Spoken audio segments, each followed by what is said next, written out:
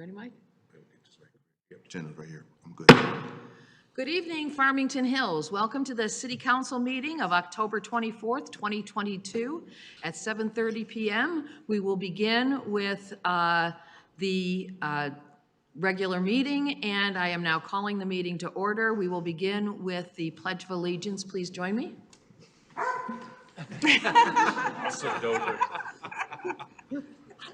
Is that Ozzy? Oh, no, that's Dozer. I pledge allegiance to the flag of the United States of America and to the republic for which it stands, one nation, under God, indivisible, with liberty and justice for all. Oh, I forgot Dozier was going to be here. It's perfect timing. Yeah, perfect. Little Dozier is retiring. Next is the roll call. Mayor Barnett. Here. Council members Bullaware. Here. Bridges. Here. Bruce. Here. Knoll. Here. Massey. Here. And Newland. Here. All present. Next is the approval of the regular session meeting agenda. Dr. Massey? Madam Mayor, I would move approval of the agenda as published. It's been moved by Dr. Massey, seconded by Councilmember Bridges. Any discussion? Seeing none, all those in favor say aye. Aye. Aye. Those opposed? Okay, the agenda is approved. Next is a proclamation recognizing November 2022 as Lung Cancer Awareness Month. Councilmember Mayor Pro Tem Newland, could you read that for us? Thank you, Mayor. Proclamation for Lung Cancer Awareness Month, November 2022. Whereas the American Cancer Society estimates there will be 236,740 new cases of lung cancer in 2022, and that 1 in 5 men and 1 in 17 women will be diagnosed with lung cancer in their lifetime. And whereas lung cancer is the second most common form of cancer in both men and women, not counting skin cancer, and every year more people die of lung cancer than of colon, breast, and prostate cancers combined. And whereas smoking is associated with about 80% of lung cancer deaths nationwide, but unfortunately the number of new lung cancer cases and deaths continue to decrease due to smoking cessation and advances in screening, early detection, and treatment. And whereas people who have never smoked account for 20% of deaths from lung cancer, which can be caused by exposure to radon, secondhand smoke, air pollution, or a family history of lung cancer, and can also develop in people with no known risk factors for the disease. And whereas, according to a multi-year study by the National Institute for Occupational Safety and Health, firefighters have a higher risk of lung cancer than the general population due to occupational exposure, and therefore, the Farmington Hills Fire Department stresses the importance of using approved respiratory protection during all phases of firefighting. And whereas educating people at risk for lung cancer and increasing awareness among healthcare providers about the importance of annual lung cancer screenings is vital to reducing the impact of this devastating disease. Therefore, be it resolved that Vicki Barnett, Mayor of Farmington Hills, on behalf of City Council, do hereby proclaim November 22 as Lung Cancer Awareness Month in the City of Farmington Hills, and urges all citizens to learn about risk factors, talk to their physicians about early screening, and if diagnosed, become aware of ways to improve their chances for survival. And we have the Pickworths here.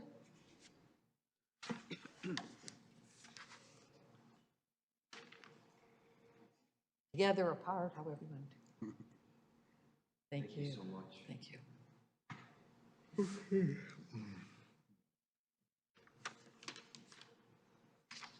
like to just take an opportunity to thank everybody. For those of you who don't know me, my name is Brian Pickworth.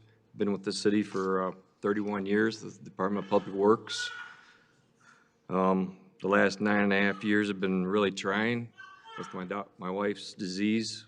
I want to thank the DPW, DPS, the whole city as a whole for supporting us through this tough time, especially City Council, City Manager's Office. If you have a few moments, my wife Deborah would like to speak to you just for a few moments, please. Thank you. I'm just going to read. Okay. So hello, I'm Debbie Pickworth. In March 2013, I was diagnosed with stage 4 non-small cell lung cancer. I was 43 years old. I was given 12 to 24 months to live. Well, as you can see, I'm not a statistic. Between 1997, when my mom died of lung cancer, and 2013, when I was diagnosed with lung cancer, the treatments remained the same. The 5-year survival rate for lung cancer across all stages was 15%, and for stage 4, it was less than 3%. Today, those numbers are 26% and 8% respectively. Not a big needle in almost 10 years, but a needle nonetheless. Why is this a fact, and why is it important? There is a stigma associated with lung cancer. One of the first questions I'm always asked when I tell someone that what type of cancer I have is, do you smoke? Even though smoking is directly related to throat, bladder, kidney, liver, stomach, and I can go on, lung is the only one who gets asked that question. This has directly affected lung cancer research and screening in a negative way. It has also affected the human beings who are diagnosed with lung cancer. The feeling of that question puts the blame directly on the patient who is fighting a deadly disease. Every year, the DoD health programs distributes dollars for cancer research. For the last 10+ years, lung cancer has been given $20 million, while breast and prostate has been given over $100 million. For 2023, all the lung cancer organizations came together as a united front and made a big ask for $65 million for research. We received $25 million. Breast received $150 million. We moved the needle again, but we need to move it more. What this means when we get so little funding is that the best of the best research gets tossed away because we cannot fund it. How is the #1 cancer killer worldwide getting the least amount of funding? Stigma plays a big role. It is and has been my mission since my diagnosis to bring awareness, knowledge, early detection, and hope to lung cancer. By acknowledging November as Lung Cancer Awareness, you are telling your military, your first responders, your citizens that they matter and that they are not alone in their battle. So we thank you for that. And every city across the state, if every city across the state did this, no one would fight or feel alone. So thank you. Thank you, and how are you feeling? My last CT scan showed no evidence of active cancer. Wow. So. Okay, we wish you continued feeling CT scans like that for many years to come. It is a fact that radon exposure to hazardous materials and other things also cause lung cancer. And you're Radon right. is your second leading cause of lung cancer, and 20% of lung cancer is non-smoking, but 40% of lung cancer is longtime former smokers and non-smokers. So the number plays a big part. So anybody who's got lungs can get lung cancer. I've met personally 2 8-year-olds who had lung cancer. So from the time and they passed, but from the time they were 8 till they were about 19, they fought lung cancer. That's not fair. If you have lungs, anybody can get lung cancer. Right. That's the message. Okay, well, we wish you all the best, and it's our pleasure to give you the support we can, when we can, okay? Thank you. Thank you for your time.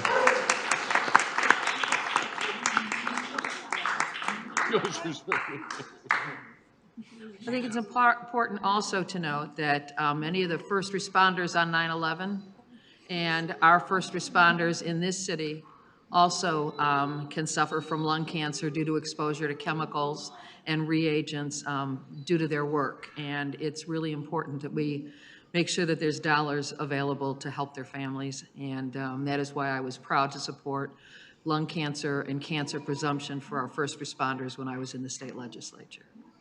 Wish we had that for everybody. Thank you. Next item on the agenda is a proclamation recognizing November 1st, 2022 as Extra Mile Day. Dr. Bruce, could you read Extra Mile Day? Sure. Thank you. Thank you, Mayor. Okay, Farmington Hills is a city which acknowledges that a special vibrancy exists within the entire community when its individual citizens collectively go the extra mile in personal effort, volunteerism, and service. And whereas the City of Farmington Hills encourages its citizens to maximize their personal contributions to society by giving of themselves wholeheartedly and with total effort, commitment, and conviction to their individual ambitions, family, friends, and community. And whereas Farmington Hills chooses to shine a light on and celebrate individuals and organizations who go the extra mile in order to make a difference and lift up fellow members of their community. And whereas the City of Farmington Hills acknowledges the mission of Extra Mile America to create more than 550 extra mile cities in our country, and is proud to support Extra Mile Day on November 1st, 2022. Now therefore be it resolved that Vicki Barnett, Mayor of the City of Farmington Hills, on behalf of the City Council, do hereby proclaim November 1st, 2022 to be the Extra Mile Day and urge all members of the community to not only go the extra mile in their own lives, but also to acknowledge those individuals who are inspirational in their efforts and commitment to make their organizations, families, communities, country, or world a better place. Okay, thank you, and we will make sure that that goes to the appropriate. Thank you very much. Next, coming in the door in all of his splendor is our probably most popular employee,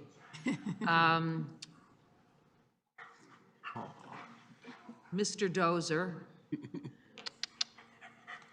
and his talented handler. It is time to recognize K-9 Dozer's retirement and his being set free to the family for care and much love. So, Chief. Madam Mayor, City Council, City Manager Metrikin, I appreciate the opportunity to not only come before you, but speak on behalf of the most successful K-9 team this department has ever had. We've had 3 K-9 teams over our history, and without a doubt, Sergeant Ute and K-9 Dozer is the most successful, and I want to talk just a few seconds, if I can have that liberty, about what he means to us and what he's done for us. Everything that's been asked of this K-9 team has been accomplished with professionalism and great success, be it tracking, be it narcotics detection, be it evidence location. But what doesn't get a lot of talk and what needs to be recognized is the impact that Dozer has had not only on our department, but our community. Every day that the team of Dozer and Sergeant Ute were out on patrol or in their duties, they were making positive connections with our community. They were supporting our community, supporting our officers in times of difficult situations, supporting victims, the countless hours and opportunities where Dozer was in our schools, were in community events, community forums, representing not only the law enforcement profession, but the Farmington Hills Police Department with such professionalism and competency. I feel it just is one more opportunity to recognize this and wish him the best in his retirement. Obviously, Sergeant Ute is carrying on his duties here for a few more years, but Dozer will be remembered as being the greatest K-9 that we've had in our history to date, because we also have Officer Cosell and Ozzy that's going to try to fill those gigantic shoes left by Sergeant Ute and K-9 Dozer. So if you would, on this date, given the occasion of your retirement in recognition of your many years of faithful service and devoted service alongside your trusted handler, Sergeant Ute, on behalf of myself and the officers and civilian staff of the Farmington Hills Police Department, we wish you many happy and healthy years in retirement. Thank you, sir.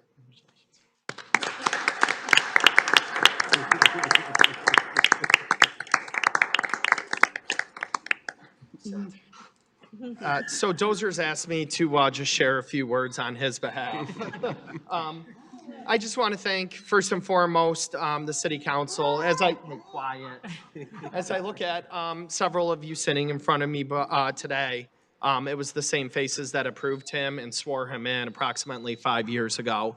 So I just, again, would like to thank you for your support of the K-9 unit. Secondly, the police department's support of the K-9 unit. I might be a little biased, but I do feel the K-9 unit is the best unit in the police department. You know, their ability to track, to detect drugs or bombs, to find missing children or suspects, he's very hyper. It's just bar none. And, you know, again, selfishly, I could say it's the best gig in the police department. Lastly, I just want to thank my family. They're sitting there in the back and scattered around. My wife, it is a 24-hour-a-day job. The K-9 call-ins never come at 6 o'clock in the evening. They're at 3 o'clock in the morning. You know, and she always supported it. She always told me to go when the phone rang, and was always there for our children when I couldn't be. So with that being said, I just want to thank everyone for the years of support, and I'm very excited to see where this K-9 unit goes with Officer Cosell and his new partner, Ozzy. So again, thank you, everyone. Thank you very, very much.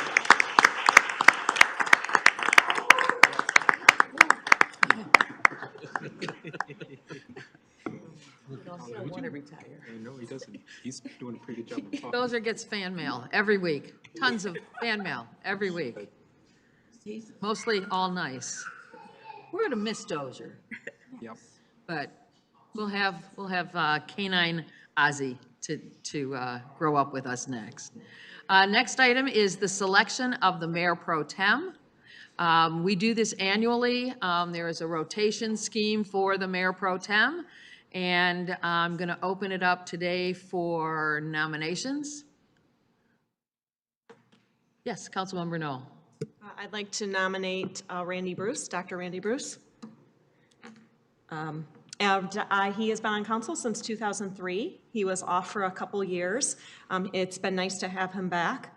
I think he has a steady leadership. He's respectful. I think he has a really nice decorum. He's very well organized, so I think he would be a wonderful mayor pro tem. Okay, is there a second? Support. It's been moved by Councilmember Knoll, supported by Dr. Massey, that the name of Dr. Randy Bruce be put in nomination for mayor pro tem. Are there any others? Well, I would like to add a few words before we vote. I've known Randy for a very, very long time, and he is an excellent council member. We don't agree on everything, but none of us here do all the time, which is, but we all respect each other, which is a very nice thing to say about a city council, because not every community is blessed with a council that gets along, that all have the view to make this city better for our residents and our business owners, and to make this a great place to continue to live, work, raise a family, and grow old. So with no more nominations, is this a roll call vote? No, regular vote. Regular vote. All of those in favor of Randy Bruce being sworn in a few weeks as the next mayor pro tem signify by saying aye. Aye. Those opposed? Very nice. Congratulations. Thank you very much, Mayor. Looking Council. forward to you sitting next to me for a year. Absolutely. That'll be great. Thank you. Okay, next item on the agenda is, lost my place on my packet, is correspondence. Does anybody have any correspondence that we all didn't receive to share? Nope. Okay, next item is the consent agenda. And sadly, for the last time, Mayor Pro Tem Newland, will you read the consent agenda, please? The consent agenda is published this evening. Number 9, acknowledgement of first and fourth quarter financial summary reports and quarterly investment report. Number 10, recommend approval of award of contract for 2022 as-needed construction services to various qualified contractors for a period of 1 year with extensions. This is CMR 1022-102. Number 11, recommend approval of a purchase of police vehicle with signature for in the amount of $31,616. This is CMR 1022-103. Number 12, recommend approval of City Council special meeting minutes of October 3rd, 2022. Number 13, recommend approval of City Council special meeting minutes of October 4th, 2022. Number 14, recommend approval of City Council study session meeting minutes of October 10th, 2022. And number 15, recommend approval of City Council regular session meeting minutes of October 10th. This is 2022. Okay, is there a motion? Dr. Massey? Madam Mayor, I would move approval of items 9 through 12 and 14 and 15 as read by the Mayor Pro Tem. Support. Okay, it's been moved by Dr. Massey, seconded by Dr. Bruce. Any discussion? Seeing none, this is a roll call vote. Council members Bruce, Yes. Bulaware, Yes. Massey, Yes. Knoll, Yes. Bridges, Yes. Newland, Yes. and Mayor Barnett. Yes, Thank you. we need another motion. Dr. Bruce? Mayor, I would move the approval of consent agenda item number 13. Okay. Is there a second? Second. It's been moved by Dr. Bruce, seconded by Councilmember Bolware, that we approve item number 13. That's the one, right? Okay. This is a roll call vote if there's no discussion. Council members Bulaware, Yes. Massey, Yes. Knoll, Abstain. Bridges, Yes. Newland. Yes. You were absent at that meeting. Do you want to vote in favor? You abstain. Abstain. Abstain. Abstain. Say You're- abstain. Did I hear? Yeah, that was the special meeting in the morning. Oh, yes, okay. Bruce Abstain. and Mayor Barnett. Yes. Thank you. And we're done, right? Got them all? Okay, thanks. Next item on the agenda is public questions and comments, and I have two people who would like to address us. So Mr. Dixon Tyson? Oh, please come on up, yes. You were here about a month and a half ago about your sewer bill, Yes, which was crazy. and it got crazier. It just went up $11. It's $188.48. And there's no reason for that. I went down the block tonight, before I came here, and I went with three people, three different houses with elderly, because I'm elderly, 77, so they're elderly, and their bill was $140 to $143 at one. And almost the same at the second one. The third one was $155, $150 to $155, a little bit higher. If they take the $140 on an average and cut it in half, that's $70, and I'm only paying, $188.48, and I don't use Farmington's water. I have my own well. It's been there since 1950. I've lived in the same house. My parents, we came there, Right. and Mom died there, So and, we haven't been able to correct this problem. no, because they say, oh, you're on flat rate. Well, what does that mean? Who else is on flat rate? Where are you getting this, that you can want to charge me $188.48 because I'm not using your water? That's like a penalty. Well, you're not using my water, so we can jack your price up because it's flat rate. And there's no ceiling, there's no nothing. There's no common sense used for people like me. I don't even have a bathtub.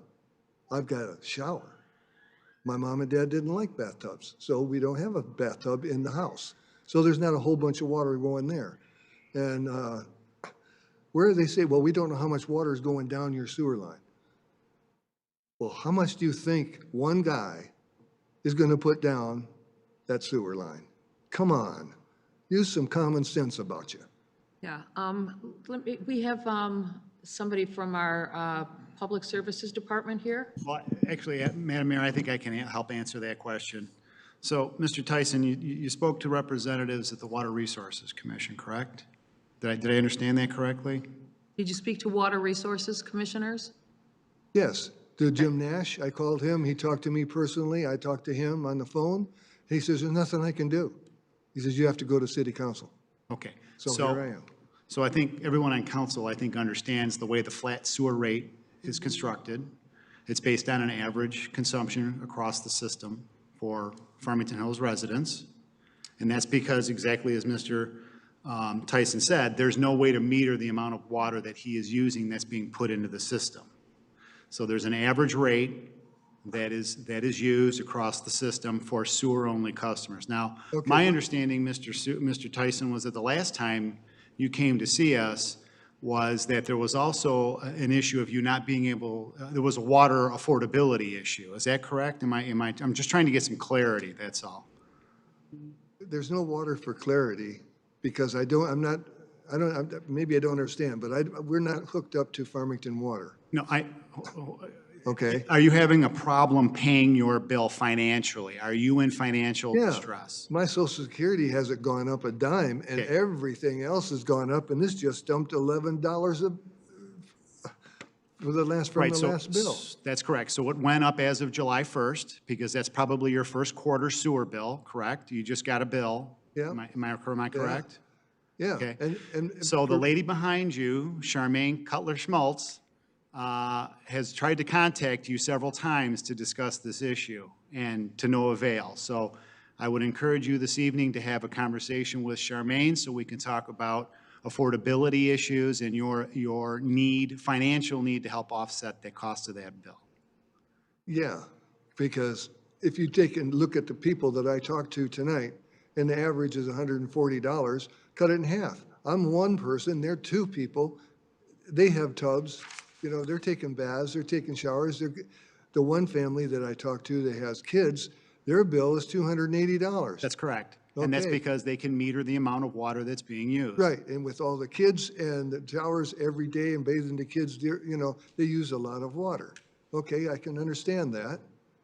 But one person, myself, without a tub, just one shower, one sink, that's it.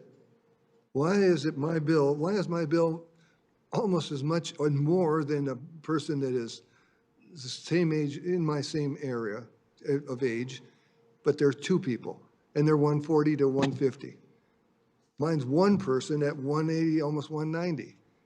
And that's wrong. Yeah. Well, I explained the procedure and the policy that has been in place here in the city for a long, long time.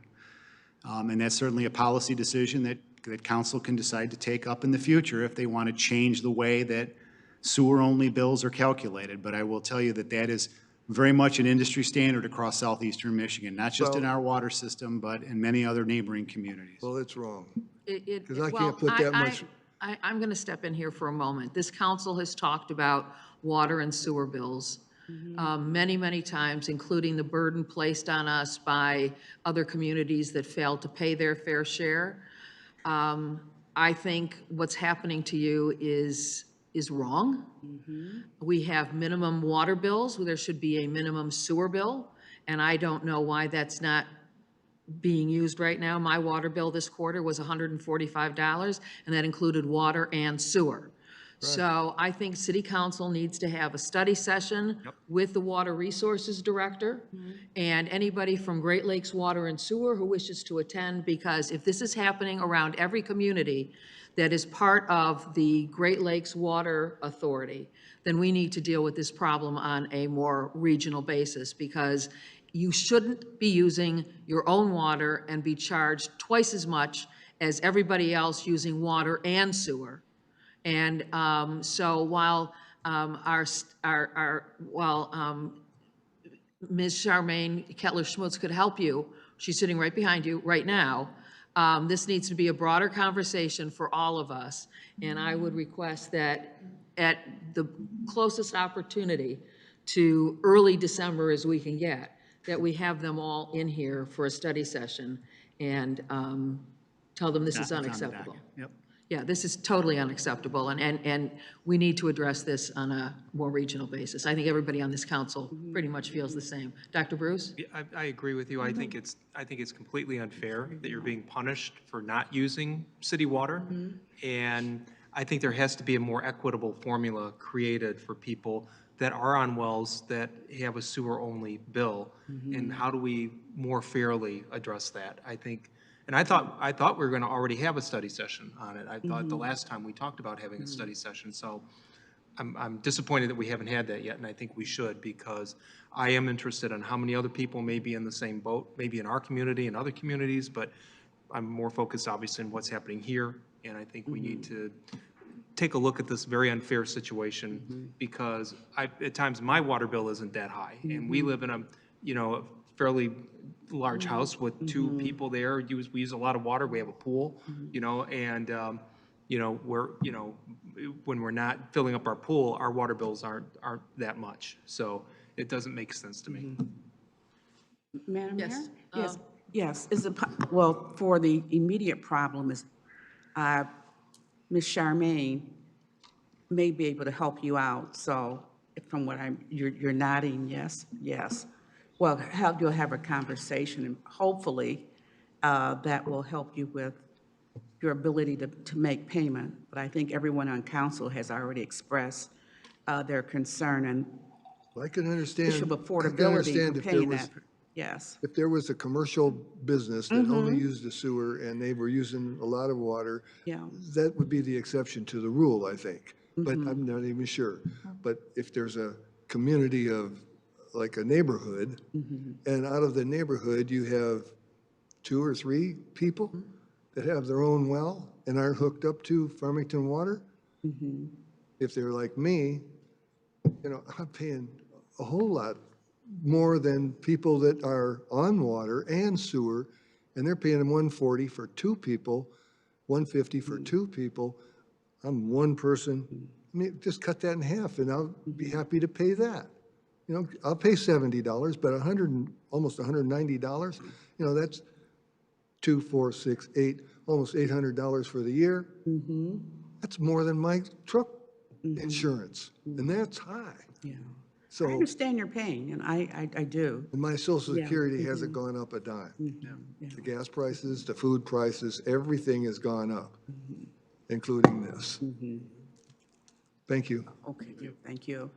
Ms. Knoll, did you want to say anything? No, I'm good. I think it's all been said. I think we're all in agreement. We need a study session on the issue. I don't need to repeat everything that's been said. Yeah. Okay, so we would like a study session. Thank you. Next public comment person is Police Sergeant. Oh, this is Edwin. Yes, thank you. No problem. Anyway. Majeski? Matuszewicz. Anyway, Okay. here's my concern. Okay, we had a power line down right near our subdivision on 12 Mile, and it was a big fire related to the power line late last week, and it happened right around shift change. So guess what? There was no public emergency support during shift change. We had gridlock cars. Cars were backed bumper to bumper from Farmington all the way back to Orchard Lake, and almost the same way back to Drake. And the lights were out, well, malfunctioning both at Farmington and 12 Mile and at Drake and 12 Mile. Where were the police? Okay, well. They're not there. I think the city needs to have a much more comprehensive policy on shift change for the police. I mean, how much would it cost to have 2 or 3 guys hang out for another hour during shift change and direct traffic? There was almost a couple of crashes right in front of me when I was trying to go to the post office at 12 Mile in Farmington. Right. Do you know what your policy is for this? No, but the gentleman who would is out in the hallway. Well, I think the city council and the city manager and the police chief need to review this policy, whatever the policy is on doing this, because what happened last Thursday is Valentine? unacceptable. Is it possible to snatch the chief? We do. Yeah. So Anyway, and several of the There's people, an several people There on the is homeowners overlap. association board are unhappy about this too. I'm unhappy about it. I don't know how you guys look at your budget, but I think you need to do something about this. So We have an overlap. Mr. There's- Massey can explain it. there is an overlap between shift changes. Well, I understand it, but this, I mean, there's a power line, there's a 3-foot tall fire going on, And you all, and the sparking other, all over the place. There's nobody there. Well, we're going to put you in charge right now with the chief of police. Okay. Who is in the room, and But- please, I don't want to let this go because No, I wa- there I- is an overlap. Yes. And Right. what you do not know is what is going on elsewhere in the Well, city. I personally visited the police department, and I asked the guy, I said, why is there no police support? He goes, shift change, we'll get somebody there eventually. And I go, eventually? I mean, this is a case where somebody could get seriously hurt, either in a car crash at 12 Mile or by touching a power line. There's no excuse for not doing our job correctly. You collect the taxes, we pay the police, we got police cars, we got, and they knew about this problem. And they were just saying, oh, we'll get to it later. It's like, no. That maybe the answer was not correct, but knowing how the police department works, shift change, there's plenty of overlap. I appreciate You that. do not know what else is going on in the community, and they're not necessarily going to tell you where else they are. The police department, the fire department will respond to The those. fire department was there, and they left as 3 o'clock came up. I'm just assuring you that there's something that got lost in the translation here, because it isn't at shift change, everybody from one shift leaves and everybody else just waits. There's Well, plenty that's of- what happened in this case. When I was there. well, I witnessed it. Well, we also, I believe at that same time, had some critical accidents on some freeways. We've also dealt with this with DTE Energy, because we do have to put people on notice and standby to watch the lines, not necessarily to direct traffic, but to protect people from Well, the yeah, down power line. there- So we have done that, but I'm gonna, there is overlap, and I'm gonna let the chief of police discuss this with you now, because you need to hear from him what shift change operations look like, and I'm sure he'll be happy to tell you, but we do have them. Mayor Barnett, I fully appreciate that there's a shift change issue, but also there's an issue of Danger, right. dedication here, okay? Public safety. I read this year, several cases where teenagers got electrocuted from down power lines in their neighborhoods, and that's what could have happened here. did you just question the dedication of our police department? I heard that word, that there's dedication. Our police officers stand in front of, between us and potential chaos, because they didn't show up at something, because they may have been doing something else that you are not aware of, or I am not aware of. I won't allow anybody to the police officers. This department is highly professional. Things do happen at shift change. I happen to have had a recent experience that at shift change, we had 10 police cars show up at I a appreciate very that. dangerous situation. So saying that they didn't show up at something because it was shift change is not necessarily. But that's what they told me when I went to the police So department. somebody said something that they can't necessarily disclose every place they're going to be, but they don't drop Wait a minute, calls, but without- they can only be stretched so far. Okay, I understand that. What I would appreciate happening is if the city manager, the mayor, and the police chief could sit down and have a 20-minute meeting to talk about this, and maybe review the procedure for shift change to make sure we have coverage.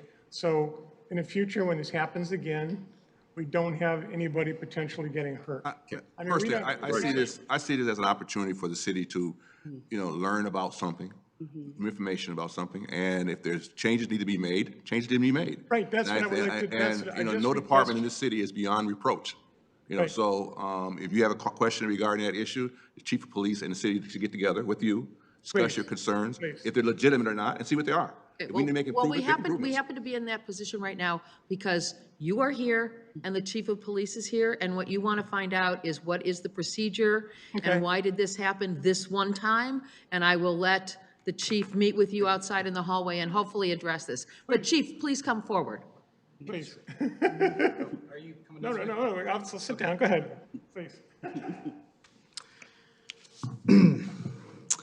What I would like to say, whoa, too loud, sorry. No. What I would like to say is the situation that is being described partially, because I don't have all the facts, But sir, I will talk to you and I will get every fact, I will get every detail, and it will be looked in and people will be held accountable if we did something wrong. What you're describing is a life safety concern, which would not. Go ahead, go ahead. Okay.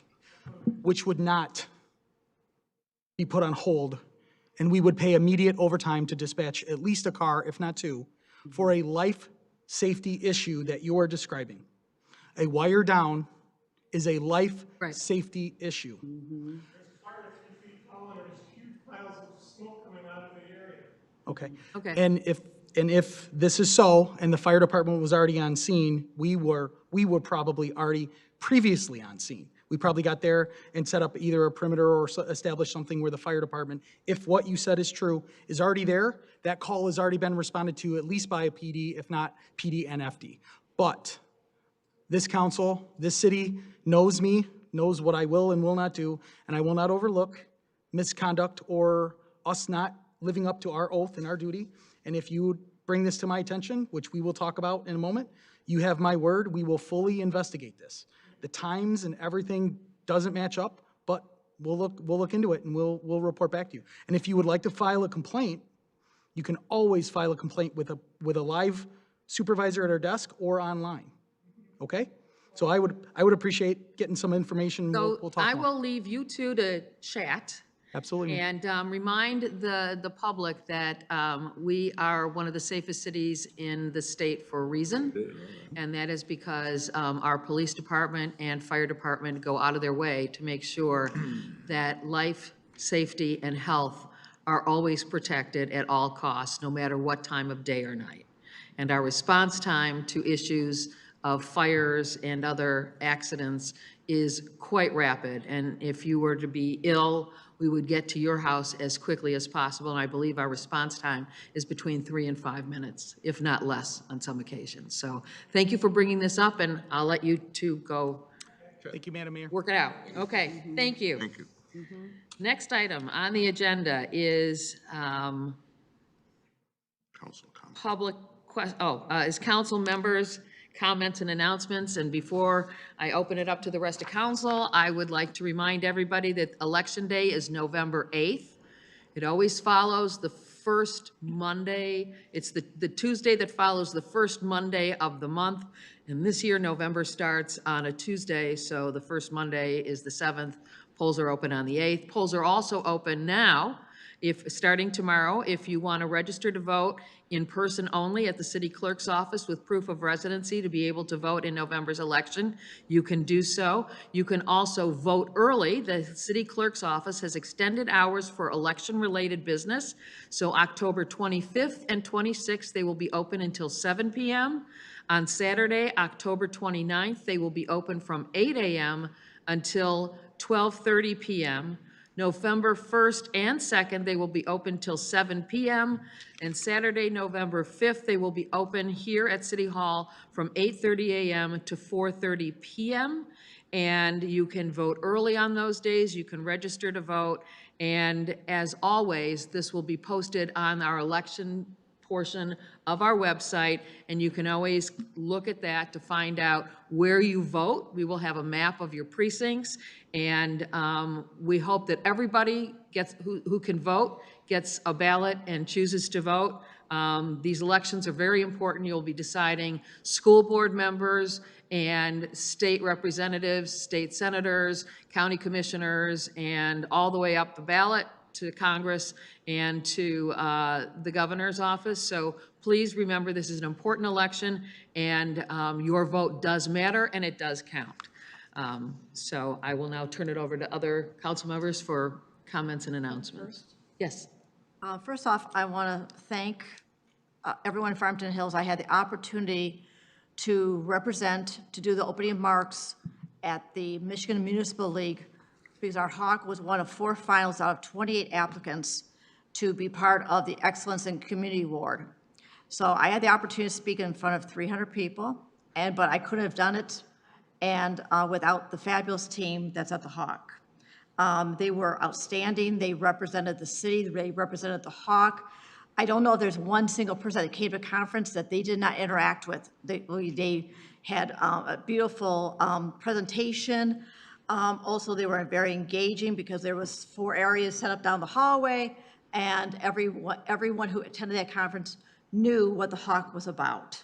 So again, I want to say a big shout out to the Hawk. They did wonderful. I mean, we didn't win, but we were up against 3 other projects which were equally wonderful. So it was a great day. Okay. Mr. Bridges? Thank you. I wanted to basically recognize that today is starting Happy Diwali Day for the week of this week, October 24th through the end of the week, 5-day celebration for the Hindu community in Farmington Hills. As you know, they're the 2nd largest minority group in our city, and today begins their Festival of Lights, and is one of the most important festivals in the Hinduism religion. So we want to recognize the Diwali week this week. Secondly, I had an opportunity to attend a Super Saturday program with the Farmington Public Schools. It's an opportunity for people in our community to work with kids in our community who may need help with their homework. And so it's an excellent opportunity for us to learn about some of the challenges our kids are facing in schools. And I would urge our community, those who are interested in helping citizens of our community, children in our community with issues of homework, to visit or go to the Maxfield Training Center every Saturday between 9 and 11 o'clock. And this is for grade 1 through 12. It's an excellent opportunity to participate in our community and to assist our youth in regards to their homework. And I'm calling for citizens in our community also to show up as mentors or as volunteers. Thank you. Appreciate it. Okay, anyone else? I'll go again. Yes. I want to congratulate CARES for trunk or treat yesterday. I think we saw probably close to 500 children again in costume, and it was a very safe, open community event and well attended. Anyone else? Yes, Dr. Massey, I was waiting for you. Thank you, Madam Mayor. So my first comment, and I know that a lot of folks up here probably know Noreen Yaskowitz. And and there are a lot of people in our community because Noreen's been a fixture and she's done a lot of work. I just want to tell you that her son passed away on the 16th, and obviously extend our condolences to Noreen and her entire family.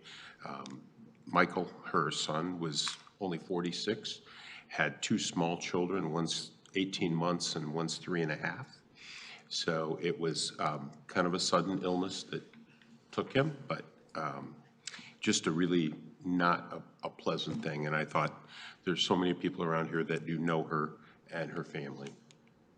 And so she's still serving. She serves on our Emergency Preparedness Commission and she's at the YMCA and has been there for many years. So I want to extend my condolences to the family. Also, our city manager, he lost an aunt, so he doesn't say that much about it, but I do want to acknowledge that, and our condolences for that, Gary. Thank you. On a happier note, Mayor Pro Tem brought up CARES and Trunk or Treat, and that was a great event. But on Thursday, they held their kickoff dinner for their Grateful Plate dinner. And it was, first of all, it was an amazing event, but it was sold out.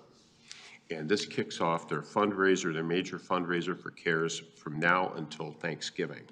So if you are looking to make a contribution, $30 feeds 1 person for up to a month, and $60 takes 3 people. So if you are feeling that as we approach the holiday season and you want to support something, go to caresfh.org and take a look at that. It was a great turnout. And then the last thing, it was interesting that we're hearing about police department, because today I had the opportunity to attend a swearing-in ceremony. We have 8 new police officers. So we are really approaching I think we're approaching having an absolutely full staff in the police department, which has not happened in a while. And these folks are very experienced. Listening to their bios, they're coming to us from other departments. These are very experienced, very excellent individuals, and I'm very, you know, it's a pleasure to have heard about why they're coming here. And that's why the question about dedication really stepped over the line for me, because I witnessed it and listened to it today, and it was a great thing. So just, those are my comments. Thank you. Okay, and then I do have one more thing to add. Last week, our former state senator, Vincent Gregory, passed away, very surprisingly, and our condolences go out to him and his family. He served as our state senator from 2012 to 2018. Really? And, yeah. I'm so sorry to hear. Yeah, and before that, before that, he was a county commissioner and a Wayne County sheriff. So he will be definitely missed, and some of his family happens to live in Farmington Hills. So, yeah, so I did want to just say that. So, Yvonne and family, we wish you continued good thoughts, hopes, prayers, and may his memory be a blessing. Just one of the nicest men you will ever meet. Next is city manager update. Thank you, Mayor. Good evening, council. Just a few things. So the Oakland County Community Deer Coalition and SEMCOG are still conducting the deer survey for those folks that are listening. We're trying to gather as much information from Oakland County residents and business owners as it relates to deer and how you feel about deer. And so the survey, the link to the survey can be found on our homepage, fhgov.com. And right on that homepage, you go to the bottom left, there's a sticky button that says Deer Survey. It's pretty obvious. If you click on that, it'll take you right to the survey, and you can go ahead and complete the survey. And if you're a hard copy person, you can certainly stop by the city manager's office for a paper copy of the survey.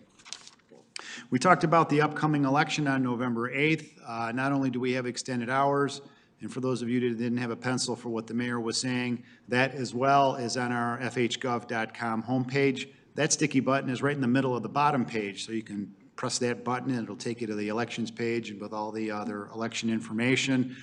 We'd also like to let the public know that in anticipation of a heady and a heavy voter turnout, City Hall will be open only for election-related business on November 7th and 8th. All of our employees will be reporting to work as normal, but we're anticipating, again, a heavy voter turnout, and we're also utilizing a lot of employees during that day to help the clerk's office with the election.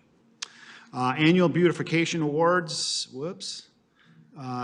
ceremony is Thursday, October 27th, so that's this Thursday evening at 5 p.m. at the Costic Center for those that are interested in attending.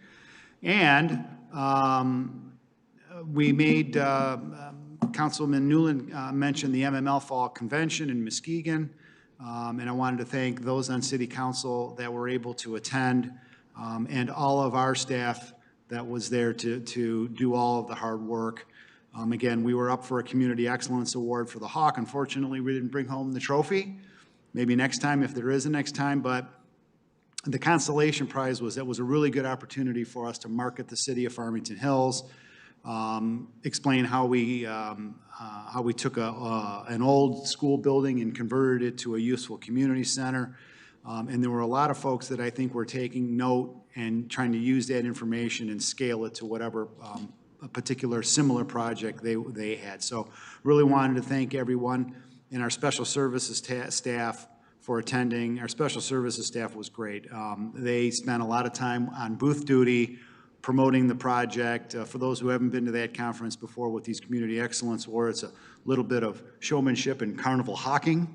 I was offering to guess people's weight and age in exchange for their vote for the project, but you know, we did our level best to get recognized. And, well, like I said, we didn't get the trophy, but I think people really were impressed by our project, so thank you.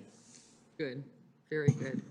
Next is the public hearing and consideration of revised planned unit development Plan 3, 2021, located at 32680 Northwestern Highway. For those of you who are on council and know that we have two of these up tonight, this is for the Stonewood, I believe, project? Stonefield. Stoneview, okay. Stonefield. Pardon me? Stonefield. Stonefield, okay, I knew it was Stone something, okay. So, Good evening. hello. I'm Charmaine Kettler-Schmult, the Director of Planning and Community Development. I'm going to be kicking it off and just doing a really brief introduction because we have a few folks that are following me with a lot more information on the topic.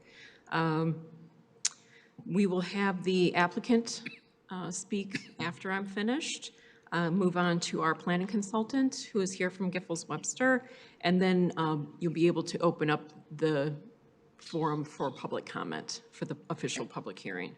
So what we have tonight is an application for City Council consideration, which is the revised PUD Plan number 3 of 2021, to develop a 5.53 acre parcel on Northwestern Highway to construct a 217 unit, 4-story multifamily residential structure with a central courtyard, and it would have surface and underground parking.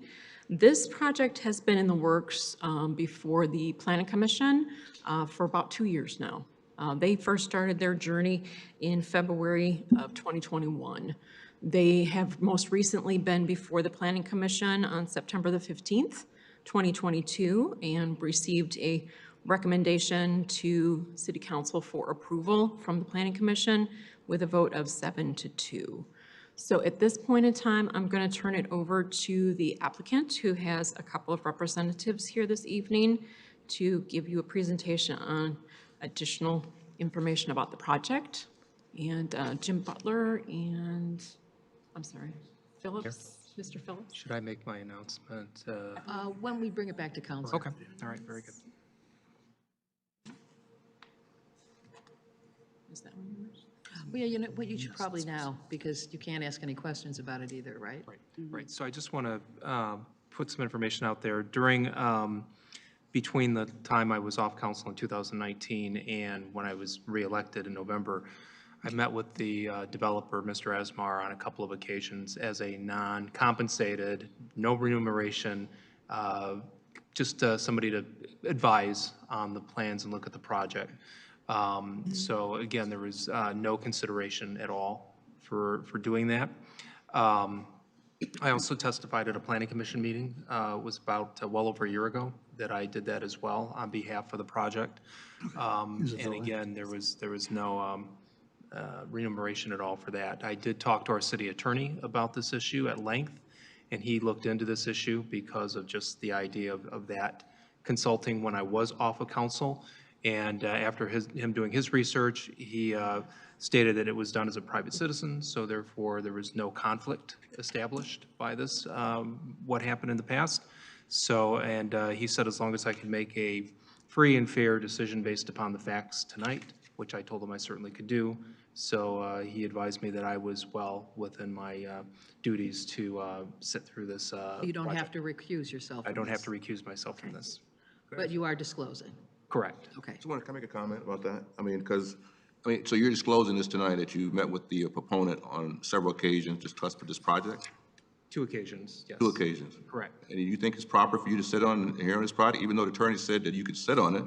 What do you think as as a council member? Should you be able to sit on this project and, because you had already knew about the project prior to what's going on here tonight? So I don't understand. I think you probably should step away from the project. I mean, discussion. Well, I consulted with our city attorney, and I put my faith in what he has to say. And he was very clear on the fact that he found no conflict at all, because I was a private citizen at that time, and a private citizen can put forth their own time in whatever way they want and talk about things however they want to talk about them in front of whatever boards and commissions they want to appear in front of. So again, because there was nothing exchanged for that, him and the other attorney that he both consulted with said that that was, again, no conflict and there was no reason to recuse myself. So as I stated, I feel completely at ease sitting through this. He just advised that I should probably put it on record in case anybody goes back and sees that I did testify at planning at one point, just to make people or help people understand why that occurred. So I just think that, I appreciate you disclosing that tonight. This is the first time I ever heard about a situation similar. I've been on this council for 14 years. I've never heard about a council member meeting with a developer. I know you were off. I wasn't a council member. You wasn't elected there, I know that. No. But the point is I was that. a private citizen, I know you were. I know you're a private so citizen. I'm not sure what the conflict is. Conflict is the fact that There's no conflict. I think that it just seems as though Okay, you should step away yourself voluntarily. No, I do talked that. to the attorney, and that was decided that I didn't have to do All right. that, and I'm not doing it. That's your prerogative. It I is. just think- I Thank think you. it's- I think Bridges? Thank you, Mr. Bridges, it We're is. going to hear from Got the it. attorney. Thank So I you. wasn't specifically consulted on the issue, but typically when you're looking at a conflict of interest, you're looking for a current financial interest in the project. And it doesn't sound like Mr. Councilmember Bruce has a current financial interest in the project or any family member. Sounds like he never had a Right, financial correct. interest. Right. So that would typically be the standard for a conflict of That's typically interest, the standard. is a current financial interest. Okay, agree and with since that. there is none, I agree with that point. Okay, I agree thank with you. that point, Mayor, the fact, financial interest aspect, but the fact that it just doesn't, well, we've just heard from the attorney, so Doesn't I sound will right. follow the attorney's advice. it's your prerogative. Thank you. I think it's the way council should behave when we are all together No. on a council dais. I just think that I never heard this before. That, Please continue. Welcome. Good evening. My name is Jim Butler with PEA Group. Our address is 1849 Pond Run, Auburn Hills, Michigan, 48083. And I'm Keith Phillips with the Think Shop Architects, 1420 Washington Boulevard, Detroit, Michigan. We are here on behalf of NWH Holdings LLC. They are the owner of the property, requesting your consideration for final PUD determination approval for the Stone Gate, or the Stonefield of Farmington Hills project this evening. Did you call it Stonegate as well? I did. You caught me, Madam Mayor. It's stone, You it's caught me. stone something. You caught me. Stone at And I have the all. stone in front of me. This project is located on the north side of Northwestern Highway. It is south and east of 14 Mile Road. The current zoning of the parcel is both B2 and B3. The parcel is approximately 5.54 acres in size. The proposed project is south of the North Point PUD, which contains the public storage facility, and the senior living, which I think was formerly known as Anthology. I believe it has changed names again. Access to the project is from a single access drive off of Northwestern Highway that was constructed as a part of the North Point development. There is a secondary emergency access road to 14 Mile Road. There's a gated access between the self-storage and the senior living facility.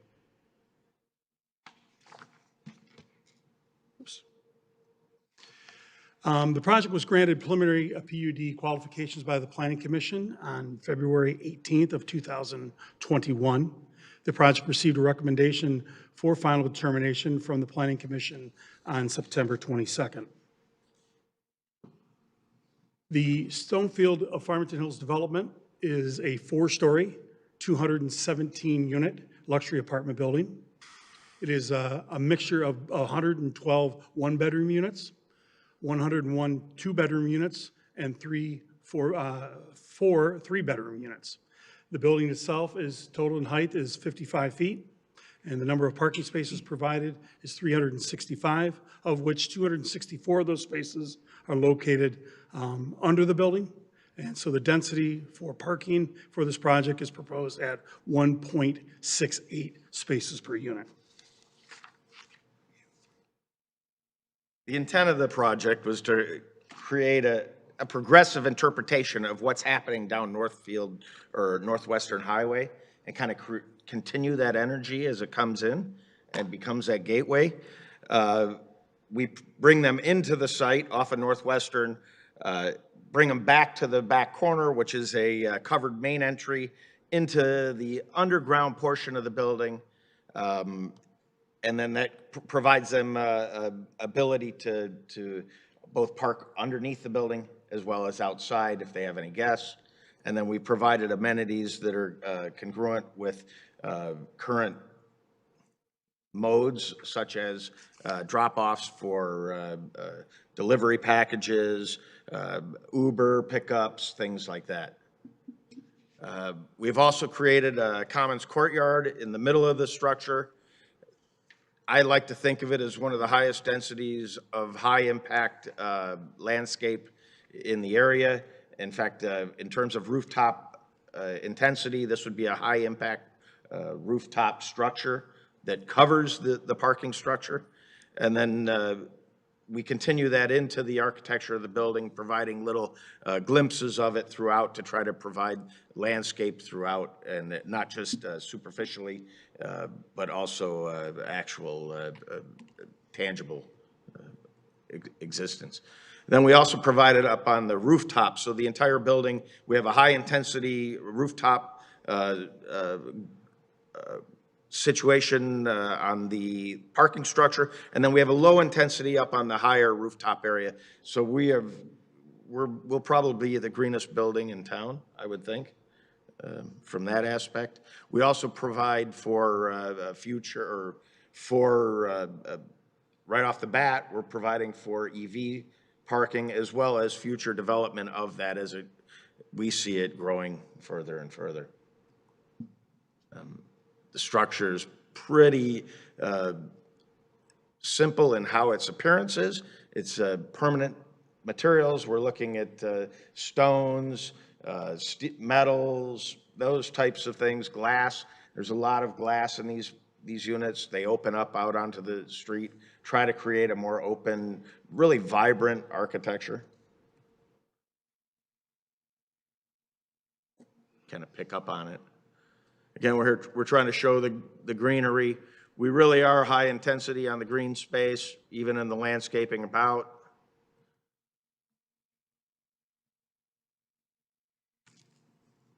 This is that courtyard I spoke of. Parking right below. Amenities would include a pool, workout facilities, home office areas, things of that nature.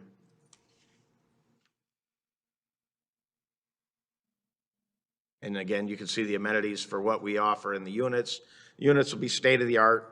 That's our mentality.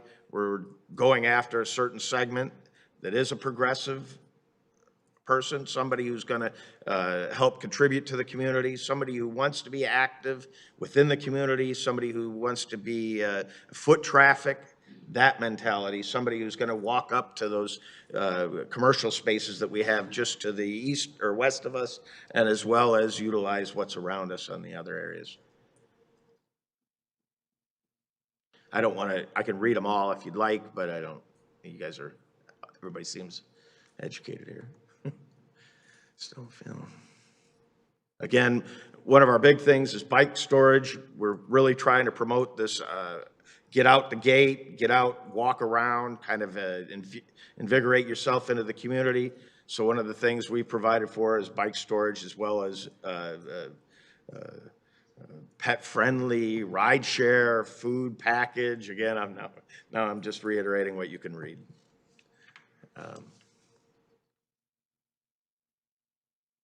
And then I can go on here. I'm going to let you take it over. So the development benefits to the community of this project is it's a high-quality development. It provides for a single access point off of Northwestern Highway. It provides for additional residential development density within the area, which would assist not only the existing but proposed retail development. And it also provides housing opportunities for high-income young professionals.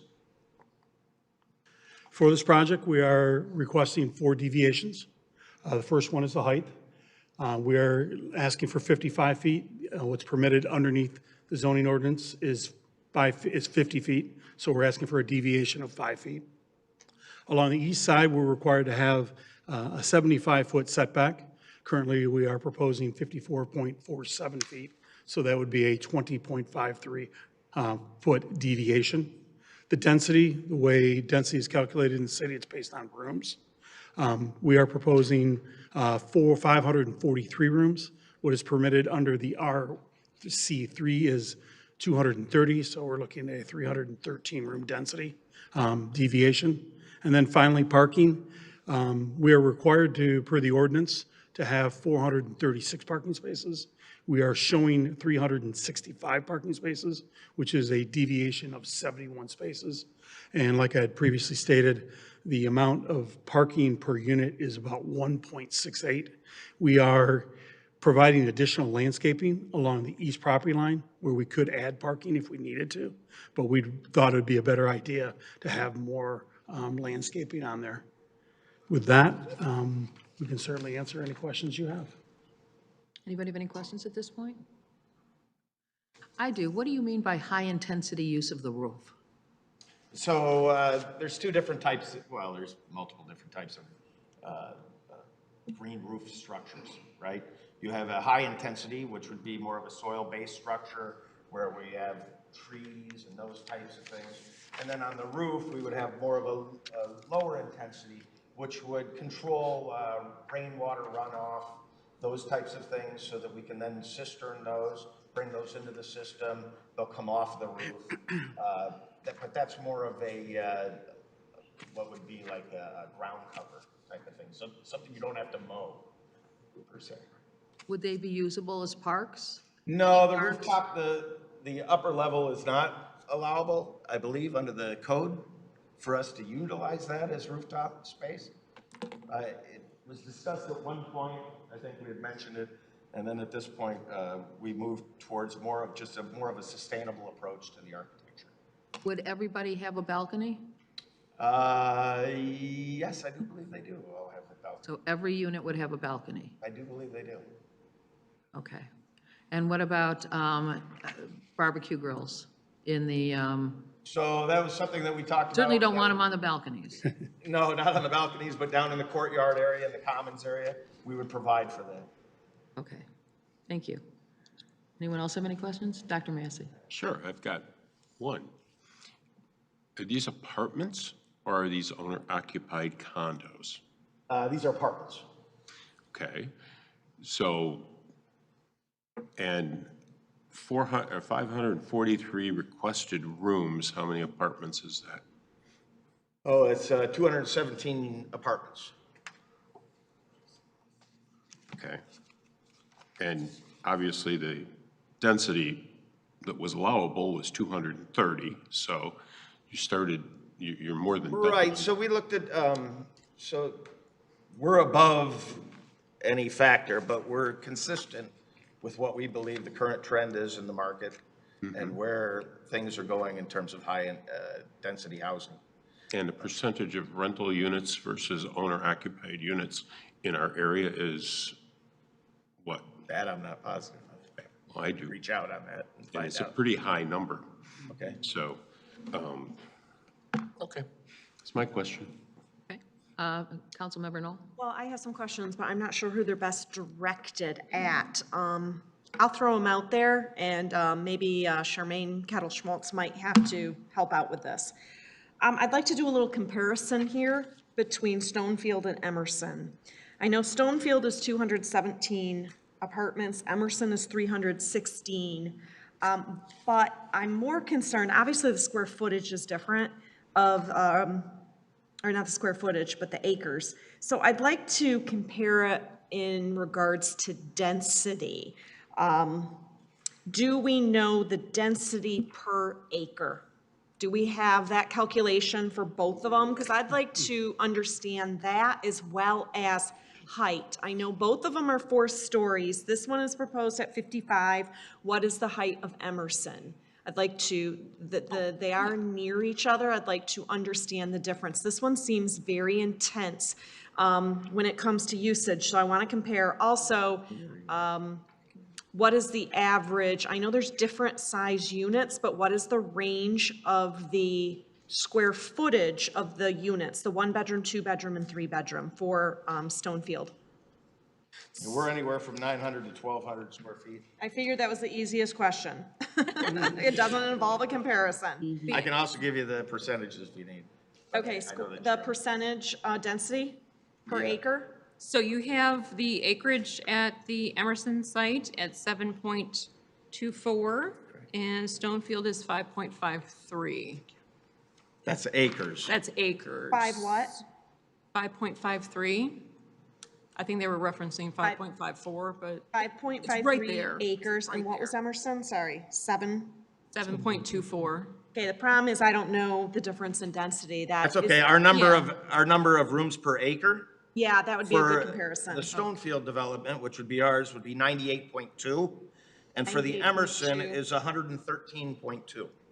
So they have a much higher density than us. Okay, And the height for the Emerson is 52 feet? 52, Yes, and this one is proposed at 55.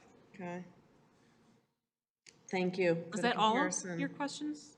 That's So, yeah, the other question I have is, so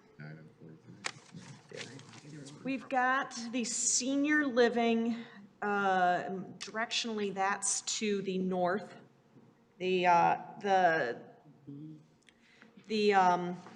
Also kind of northwest is the storage.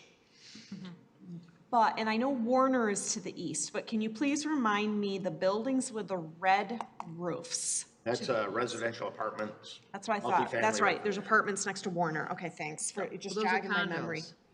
They're condos? Those are condos. Thank you. Are those Glamoury? Glamoury? Glamoury, is that the name of the condos? I can't remember. Oh, okay. That's to the east, yeah. How many stories are they? 3? The condos? Probably 3. Because I don't think we they're would have allowed 4 2 when and those a were half. built. 2.5? I think, Somewhere in that Yeah, vicinity. 2.5. I think they're around 2 stories, but We'll say with, 2.5. with Maybe a half height, story out of Yeah, the- well, they're not 4. That's all that. they're not 3 They're either. not. Here, they're not 4. And how many feet do we have between the condos and the Stonefield? Because that's a big difference in height, so I want to This will be that 53 feet, 54 feet to the setback. property boundary.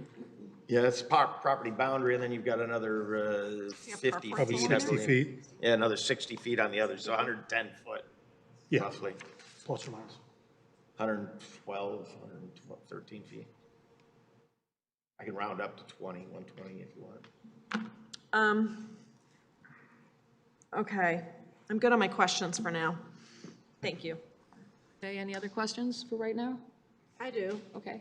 Okay, so the one-bedroom units are at 900 square feet. And then the the three-bedroom units are at 1,200 square feet. Yeah, it's like 12 and a half, 13 maybe. I don't have it right in front of me, and it's been a while since I've looked at the exact square footages, but And that's what's it's been going somewhere in into that our, range. that's in our Okay, packet. and do we have a projected cost? I don't. I could ask this young man right here. We do not have a projected cost here. And the demographic for the Stonefield? We're after young professionals, empty nesters. We're trying to grab everybody. Everybody, okay. We're not we've got 3 bedrooms, 2 bedrooms, 1s. We're a little slim on the 3s, but really it's 2 bedrooms, 1s. Yes. Yes, Ms. Boulware. it's regarding the parking. You've proposed 365 parking spaces, where the requirement is 436 parking spaces. The area in which the Stonefield, it is Stonefield, it is going up, there's not a lot of space in there for parking, so where are the extra cars? I mean, We're all underneath the building. The entire footprint of the building is a parking structure. yeah, but that's 365 parking spaces, right? And you have, okay, 360, 200 and some, and then we have another additional 100 and some outside, I believe. Yes. but is it a total of 365 altogether? And And then we did provide, and at one time, we had talked about banking parking. And I think that was the mentality that we took, was to bank parking. Well, I guess the question I'm asking, okay, where, if you have extra vehicles, and that's a real tight area in that location, where would they park? Well, parking trends have gone way down lately. In fact, cities are beginning to relook at their parking requirements across the board. Because people just don't drive like that anymore. We're beginning to look at that, the development of this building from that approach. And knowing that many of the units are 1 bedroom and 2 bedroom, we see those as 1 car, really. The additional car becomes a caveat to whatever it might be in reality. And I think cities are beginning to identify that in this big picture. When we took the approach of this building, and we originally proposed getting right at the number, I believe, it was mentioned to us that they would appreciate more landscaping because the amount of parking has become more than abundant through many of these developments, and they're beginning to see a decrease. So they asked us to provide that towards the park, or towards the landscaping as opposed to parking. Yeah, we added Who additional asked that landscaping to the question? site. Planning department. To the planning commission. Comments from 1 or 2 members of the planning board, I remember. Okay. What's I don't our wanna say the policy, Charmaine, on the parking? I mean, there's a trend for reduced parking, and our requirements for zoning for parking, are we looking at reducing the number of parking spots that's currently required Some to members follow the trend that he speaks of? Some members of the planning commission are very keen on reducing the amount of parking. Pardon me, I'm sorry. I'm sorry. Uh-huh. Some members of our planning commission are very keen on reducing the amount of parking that is included in residential and commercial properties.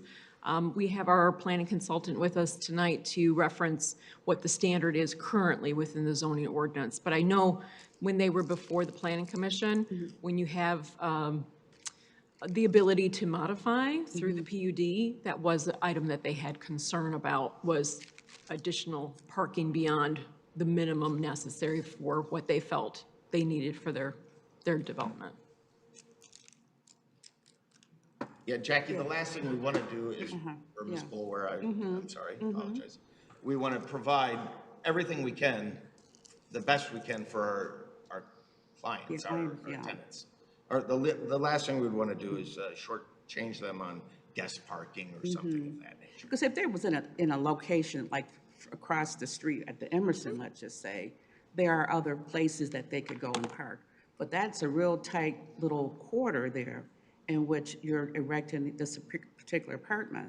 And it's, I don't see a whole lot, you have our senior anthology, I think that's, we have, there's parking there, and I don't see a lot of spaces for extra parking, and that's why I asked that question. And you were saying, Charmaine, that Planning Commission is thinking about reducing the That is a number? trend that they have asked many to take into consideration through the PUD, not just with residential, but with commercial locations as well, to really evaluate what's necessary for hardscape and hard surfaces for the product that they're putting together. The minimum for the standard is what was called out in the review letter, but there is the allowance within the PUD negotiation to modify that, and that's what the Planning Commission was focusing on. Okay, all right. Yes. You make a very good point, and I have that concern as well. I think a lot of those 2 bedrooms are going to be occupied by a couple, and they'll have 2 cars. And if they're working from home, if they're professionals, that's your market, white collar. A lot of them may be working from home nowadays, and they're gonna need space for an office, but they're also gonna need space for their cars, because even if they're working from home, they're still gonna have cars. Maybe they're in a hybrid situation where they go into the office 1 or 2 days a week and work from home. They still have cars. And they also, young people go out a lot. They have a lot of friends over. They're gonna be using that barbecue equipment. They're gonna have friends over to go to that pool that you're gonna have. Where are their friends gonna park? I'm a little concerned about parking as well. I know when you live in Chicago and New York and big cities like that, maybe you don't have a car, but in Farmington Hills, people still have cars. This is not even downtown Detroit. Maybe you can get away without a car, but this is Farmington Hills. Most people are still gonna take a car to drive down to 12 and Orchard Lake or to go to the farmer's market in downtown Farmington. They're not walking down there. Maybe if they wanna take their life in their hands and cross Northwestern to get to 14 and Orchard Lake, that shopping center there, or the Dunkin' Donuts there, maybe they'll cross Northwestern. But I think a lot of people are still gonna get in their cars to go any further than that. I think that's probably the closest they're gonna walk. So I'm just concerned about the parking as well. I'm not sure it's enough either because there's no streets to park on. It'd be one thing if there were some streets nearby, which was kind of the case at the Emerson. There was off-street, because we had the same discussion with them, and there was some off-street parking, or off-site parking, I should say, on the streets, where guests could park, and that was not included. Ms. Knoll, we have the ability to increase the parking. We Yeah, we just decreased took the cue parking from the Planning because, Commission wanted to reduce the But number. I still want the landscaping. well, we're That's where providing more Maybe we could talk landscaping. about a little reduction in I'm the not reducing footprint. any landscaping. I don't want to reduce that, so maybe we can take a little reduction in the footprint of the building or in density to come up with parking and keep the landscaping and keep the courtyard and. I have 112, let's say 120 units outside the building of hard surface. The entire footprint of the site then is landscaped. The entire footprint, the roof, the courtyard, everything else. We're over any percentage there ever was on if we want to count it for site coverage for landscaping. So if we want to decrease that landscaping, which I have zero problem doing, and increase the parking, that's fine. We took it as a land bank of an area that has the future potential to be parking space if required. And that was something we talked about with the council, or the planning council.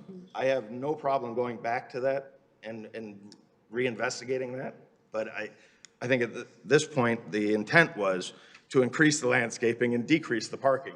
And that was what we got from the planning council, or planning commission. Yeah. So Yeah, I guess my suggestion is to keep that. It's to reduce the density of the building slightly to come up with a little more space for parking. Throwing that out there. All right. Mr. Bridges? Thank you. I agree with Councilmember No's comment. I think it's an excellent project. I think it's worth definitely consideration that this project, but I think the density issue is a concern. And you're asking for relief, the zoning deviation that you're seeking, I mean, are great. I mean, they're good in line, but the one that affects the parking space is the density. So if you can reduce that density down, that would help it with your parking requirements as well. But everything else looks good. our density is less than the other density of the other building though, that we're talking about, I right? understand, but Okay. for this Just wanna particular, make sure. this specific project, you're asking for 543 rooms where only 230 are really required. So if you can reduce that 543 rooms to like the 400, then your parking requirements would also reduce as well. So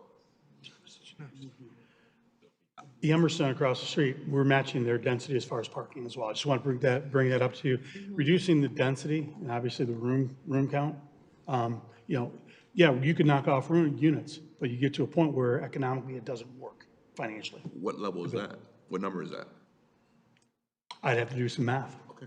But it's. My understanding, that number's about 210 units, to be honest. 210 units, do you Yeah. want what?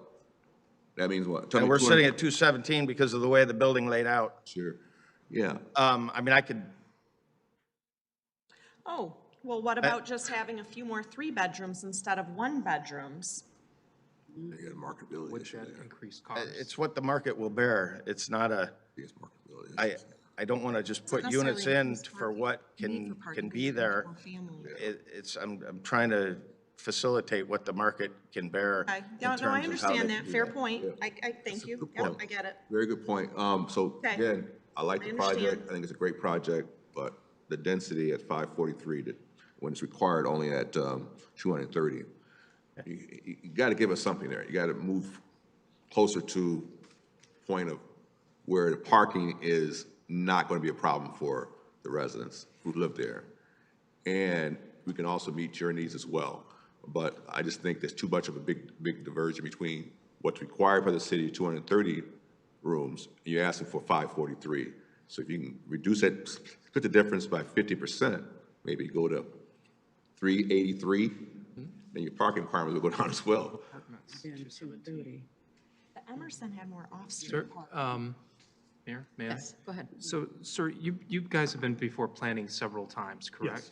During that time, you had to they required you to make many changes and concessions to the overall plan. Would you agree with that? Yes. What kinds of concessions have you made in the past to the Planning Commission? We have reduced unit count. We have reduced height. We started, and stories of the building. So we started at 76 feet. And we were able to get down to 55. Okay. And 55 is, we have a 4-foot parapet to hide all the equipment on top. So the building's actually 51 feet if you go right to the top of steel. Right. So we've done, that's what we've done. And the parking was a function of what we got the feedback from the Planning Commission, wanting more green space and less parking.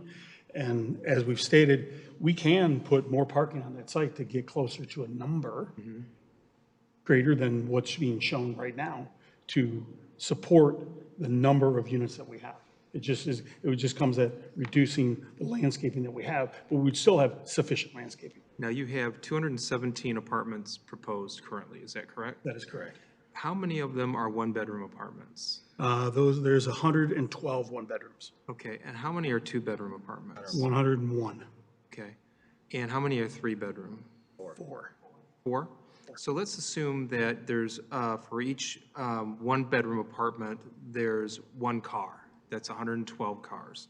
So let's assume that for the two-bedroom apartments, there's 2 cars, okay? So that's 202. So right there, that's 314. So then you add on the 3 three-bedroom apartments. And let's say that there's 2.5 cars on average for those. So that's, what, 10 cars? So you're looking at maybe about 324 cars, maybe.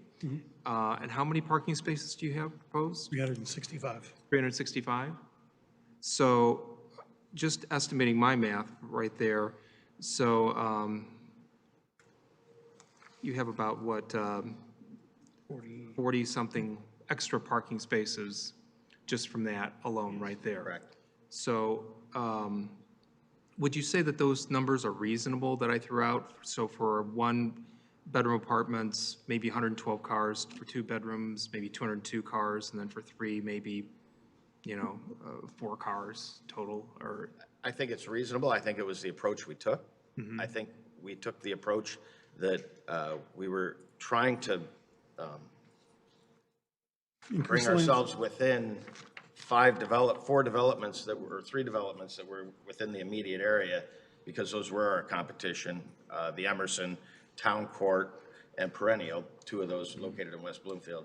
And so when we looked at it, we used our basis for this because the PUD allows us to go after what would be best for the site, right? For the transition of the site.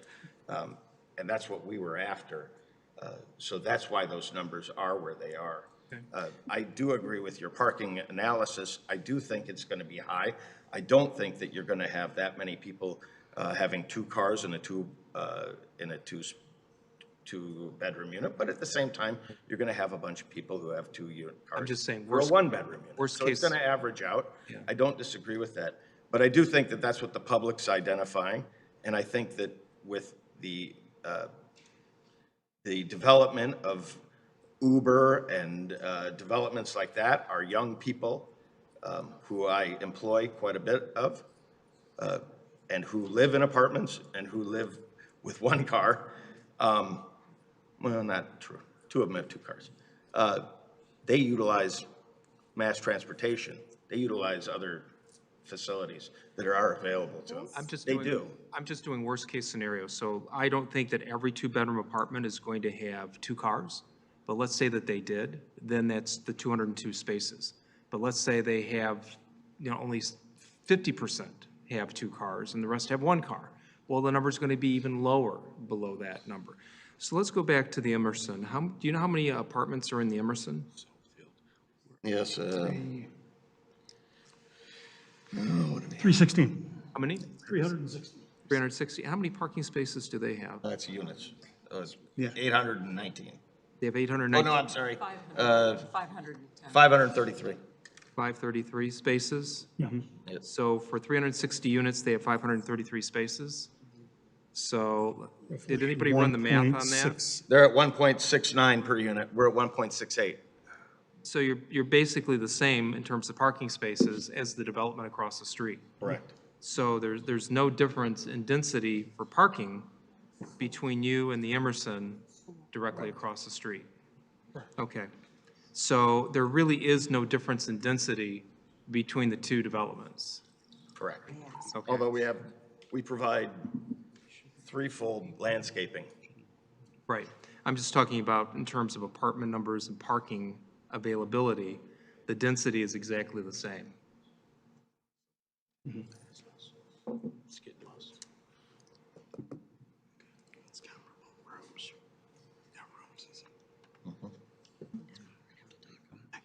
Yeah, we're much less rooms per acre too, by the way. Okay. Yeah, we're 98.2 and they're at 113.2, Okay. just for comparison. In units per acre or lower. What was the Emerson? The Emerson, if you look at the number of rooms per acre, they're 113.2. We are 98.2. So Number of again, units per acre, they're 43.66, and we're 39.24. okay, so pretty much every other number, the Emerson is a higher density development than yours. Yes. And the parking density is exactly the same. Correct. And the landscapes. Right. Okay. That's my questions. Thank you. I know, oh, sorry. ahead. No, No, go sorry, ahead. Mary hasn't had a question yet. Go ahead. Well, I've had, but I got a question. So is there any restriction about children? No. Do we have a place where we're going to put the bus stop at, I hope? I'm sorry? Or is it an outdoor play area for children? There is outdoor activity area. Okay. Oh, we have to have a place for the bus pickup. It's actually in a protected area in the middle. Okay. I just wanted to say, I know we want to compare to the Emerson, but the Emerson is a very unique piece of property. It is not the same as anywhere else on Northwestern. It is an enclosed piece of property. It's got homes to the south. It's surrounded by strip malls. It's at a corner. It's a different piece of property. It's more difficult to develop because of some unique characteristics about its location, and the history of that property as well. So I just wanted to point that out, that it's not, we can't just look at density from one building to another and say, well, they're apples and apples. They're apples and oranges. They really are. And I will say again, on the parking, the Emerson had more outdoor parking that wasn't necessarily in the count. But it's apples and oranges. Mayor, just. Yes, I'm still confused about the density, so, okay. Ms. Knoll raises some very good points about comparing the 2 properties. And I think the thing about this development is that it's in a triangle of property that had been run down for decades. And this council, I've sat on this council since 2003, and we've seen proposals come and go, and we've seen that property rot, and the buildings on that property rot, and have been just a horrifically ugly entrance and exit view for people in our city. And so this property's been very hard to develop. And it too is surrounded by, on most sides, commercial. There is the condos just directly to the east. But condos and apartments, apartments and condos tend to be a lot of times a buffer for apartments between that and single-family residential. And across the street, if the people in West Bloomfield could even see this building, they would have almost no visibility of the building. It'd be very, very tiny if they have any at all. And frankly, that's West Bloomfield. West Bloomfield doesn't check with us when they're doing development and, to make sure that it passes muster with us. And so I'm not sure we really have to worry about whether it passes muster with West Bloomfield. We have to look at how do we increase our tax base and number of residents in this city. And a lot of these young professionals that are going to live there are going to become homeowners probably at some point. Plus, there's a lot of retail in that area now, and a lot of it's gone out of business because there hasn't been anything there to support the retail. And now we've got 217 apartments coming in into this area too. That's going to be 217 apartments filled with people that are going to be eating at the local restaurants, shopping at the local stores, students in our schools. It benefits everybody. The reason I'm so much in favor of this development, and I have looked at it since it first came before us on council years ago, is because it cleans up that property. It's like the final piece of development that really is going to make that corner look good going forward, but it has all those other benefits too. And so my worry here is that I'm afraid, are we getting too hung up in density numbers that for this property are the same or better than the Emerson directly across the street? And I mean, would I rather have condos there? Absolutely, I'd rather have condos. I'd rather be driving a Lamborghini, but I can't always get what I want in terms of development. And so you got to take what fits and what looks good, and the Planning Commission Really wants a Lamborghini in the snow. Huh? You don't really want a Lamborghini in the snow. Well, no, I wouldn't drive it in the snow. But with this development, again, I think it cleans up that property and it offers a lot of advantages. I'm concerned that if we don't look at this in terms of what it actually does and the density that is just as good or better than the Emerson, that this project's going to go away, and then we're going to be stuck with that open piece of property, and it's difficult to develop. If you look at the way this property's laid out, and you look at the dimensions, and you look how it's kind of angled and everything else about it, it's very difficult to develop this piece of property. So, I don't want another like strip mall, another empty box store that's going to sit there and rot for years like we have, and all around it, and especially now with the way retail is. But I think this is beneficial. Yes, I'd rather have home ownership, but we can't get that. And at some point, we have to compromise and say, this is the best project before us right now that develops this piece of property. Might one come in another 2 years or 5 years or 10 years? Maybe. But again, the numbers probably won't work, so I doubt if we'll get it. And so I don't want it to sit there empty for another 10 or 20 years and just continue to be empty property that just, has rotting buildings on it, or that, again, we're not going to get the tax base, we're not going to get the population, we're not going to get the students in the schools, we're not going to get the people shopping at local stores. They've been in front of the Planning Commission several times. They've worked with the Planning Commission. They've changed their development several times because of what the Planning Commission has said. The Planning Commission finally approved it. And they did exactly what the Planning Commission asked, which is we'd rather have less parking and more green space. And so, I really hate to, it's rare that I ever vote against our Planning Commission because they really are the experts and they have the experts advising them. And they look at this kind of stuff all day long.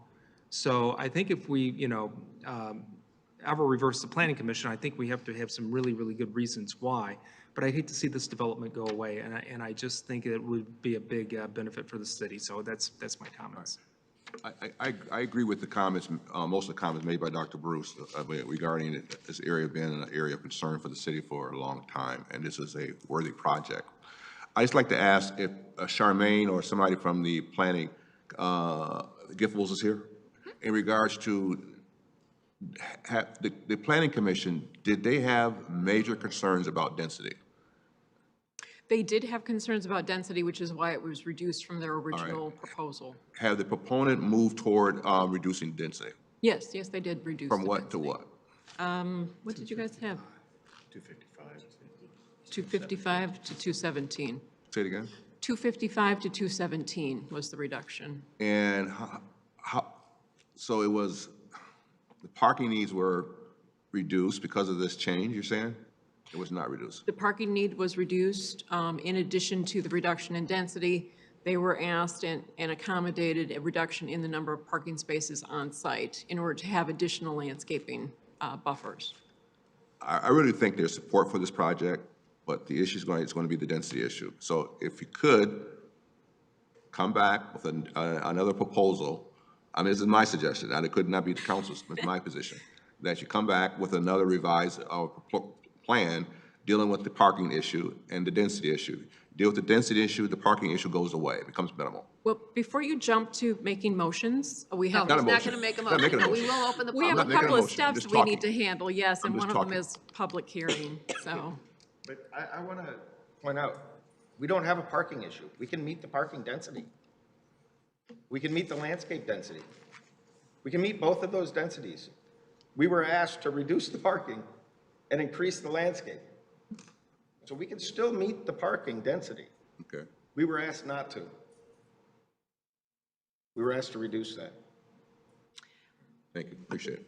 Can you show exactly where you reduce the parking and put in the more trees? Can you show us on the map?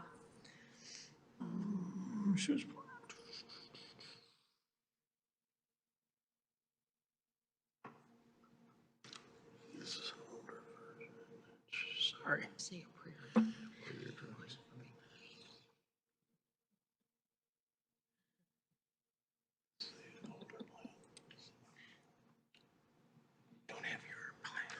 So these are the architectural plans, the engineering plans. Yeah, Give me a sec here. yeah, if you ever say. Just point out the area, like Yeah, I'm point going- out how many this- spots did you take out? So the and architectural put shows the greenery parking in the instead? front. Yeah. We've eliminated the parking in the front. So we actually show the parking where it would Would be if we, right. additional parking spaces on that plan. That plan shows the additional parking spaces. Is that Okay. There's also Talking one about Yep. reduces it in there. the corner, up the side, things like that. Yeah, what we, Can you point it out Yep. to us and so tell what we us? ended up doing is along here, Uh-huh. we eliminated So all that's the that. south side, That would be the east side. sorry, east. Side. In here, we So eliminated that's parking. next to the condos. Yep, we eliminated parking here. And then there was parking in here as well. And it was configured to get a more maximum. Yeah, maximizing parking spaces. Mm-hmm. So we can get 71 spaces. So, okay, let me And throw still something meet- out there, because Still meet the density. yeah, let me throw something out there, because to the east, the condos, I would not want to add more parking by condos. Those are owner occupied, and quite honestly, I think this plan has some merit, but I truly prefer owner occupied, and like we did with the Sarah Fisher site, they came to us numerous times and we said we wanted owner occupied, and they came back and gave us what we were asking for, is the owner occupied. So, I do think there is still a market out there for owner occupied. Other developers think that as well. But I don't want to see any more parking on the east, because those poor people in condos, owner occupied, I don't want them to have to, they're already going to be looking at a 4-story building. I don't want them to look at more parking. But you're saying, so really the only area where you could add more parking where it wouldn't interfere with the people to the east is that triangle shape right on Northwestern. Yes, that's an area. And also the zoning does change about here. This is multifamily, this is commercial. So halfway down. Yeah, about a little more than half. So the commercial is somewhere in here. Okay. There. One? I mean, I know one option is if they do landscape this corner, as long as you don't put anything too permanent in there. I mean, if it's landscaping, it could always be removed in the future and the parking lot extended. So this is the aerial showing the, So I want to point out too, there's a berm between that residential condo unit to the east and our development. Yeah. There's a 10-foot berm as well. Yeah, but there's still a big height difference, so I wouldn't want more parking in there. They need as much green space as possible based on the height difference too. Hopefully trees that grow up and kind of block the view.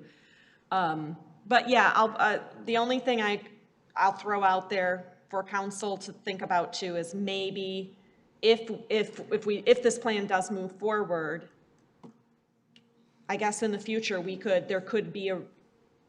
they could take this green space and add in parking in there if there's a parking problem.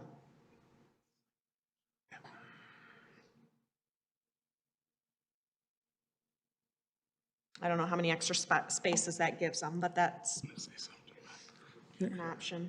I can throw out a caveat as well. The owner happens to own the corner of where 14 meets Northwestern.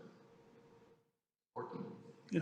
We could do additional parking there if required. How much? Quite a bit of property there. Way over there? Yeah, no one's gonna. No one's gonna walk that far. I'm just saying supplemental parking. It's not something that's unheard of. Walk across the DTE area? No.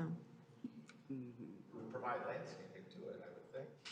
If we were to do that. No. I'm just throwing it out as an alternative. Yeah, no, I appreciate it, but no one's gonna walk that far. Yes. Mayor, hi. Good evening. I'm Carmen Aventini with CIB Planning. And one of the things we did talk about is site plan, which we're not at this point in time, is there could be land banking. We could discuss it with the Planning Commission and identify areas now that we're showing is landscaping is available for land banking. And what happens is if there is an increased demand for some reason and there's not enough parking, there's the ability administratively to turn that back into parking. We feel pretty comfortable that we have enough parking. Nobody these days builds complexes like this without having enough parking. It's just a bad business decision, especially with all the competition we're seeing in the area. Unfortunately, too, over the years, density has gotten a bad name. It's looked at as a negative thing, when originally density was intended to be a gauge for being able to provide public services and infrastructure. And so we wanted to make sure our projects, which tended to be more suburban in nature, that we had enough infrastructure to serve it, and density was the calculation we used. Unfortunately, over the years, primarily anti-development groups across the country have turned density into something as a tool to fight new development all over the place. I give you a lot of credit for entertaining projects like this, because there are a lot of communities that don't, and unfortunately, they don't understand what the next generation or two want. And these are the types of developments that they're looking for. There's a lot of young people that don't want single-family homes. They want to be able to rent. They want to retain their mobility. A number of them can't. We talk about student debt and so forth. A lot of them don't have two cars because they can't, because of the student debt that they have. And I know, because I have two kids that are in that age category. So I know quite a bit about it.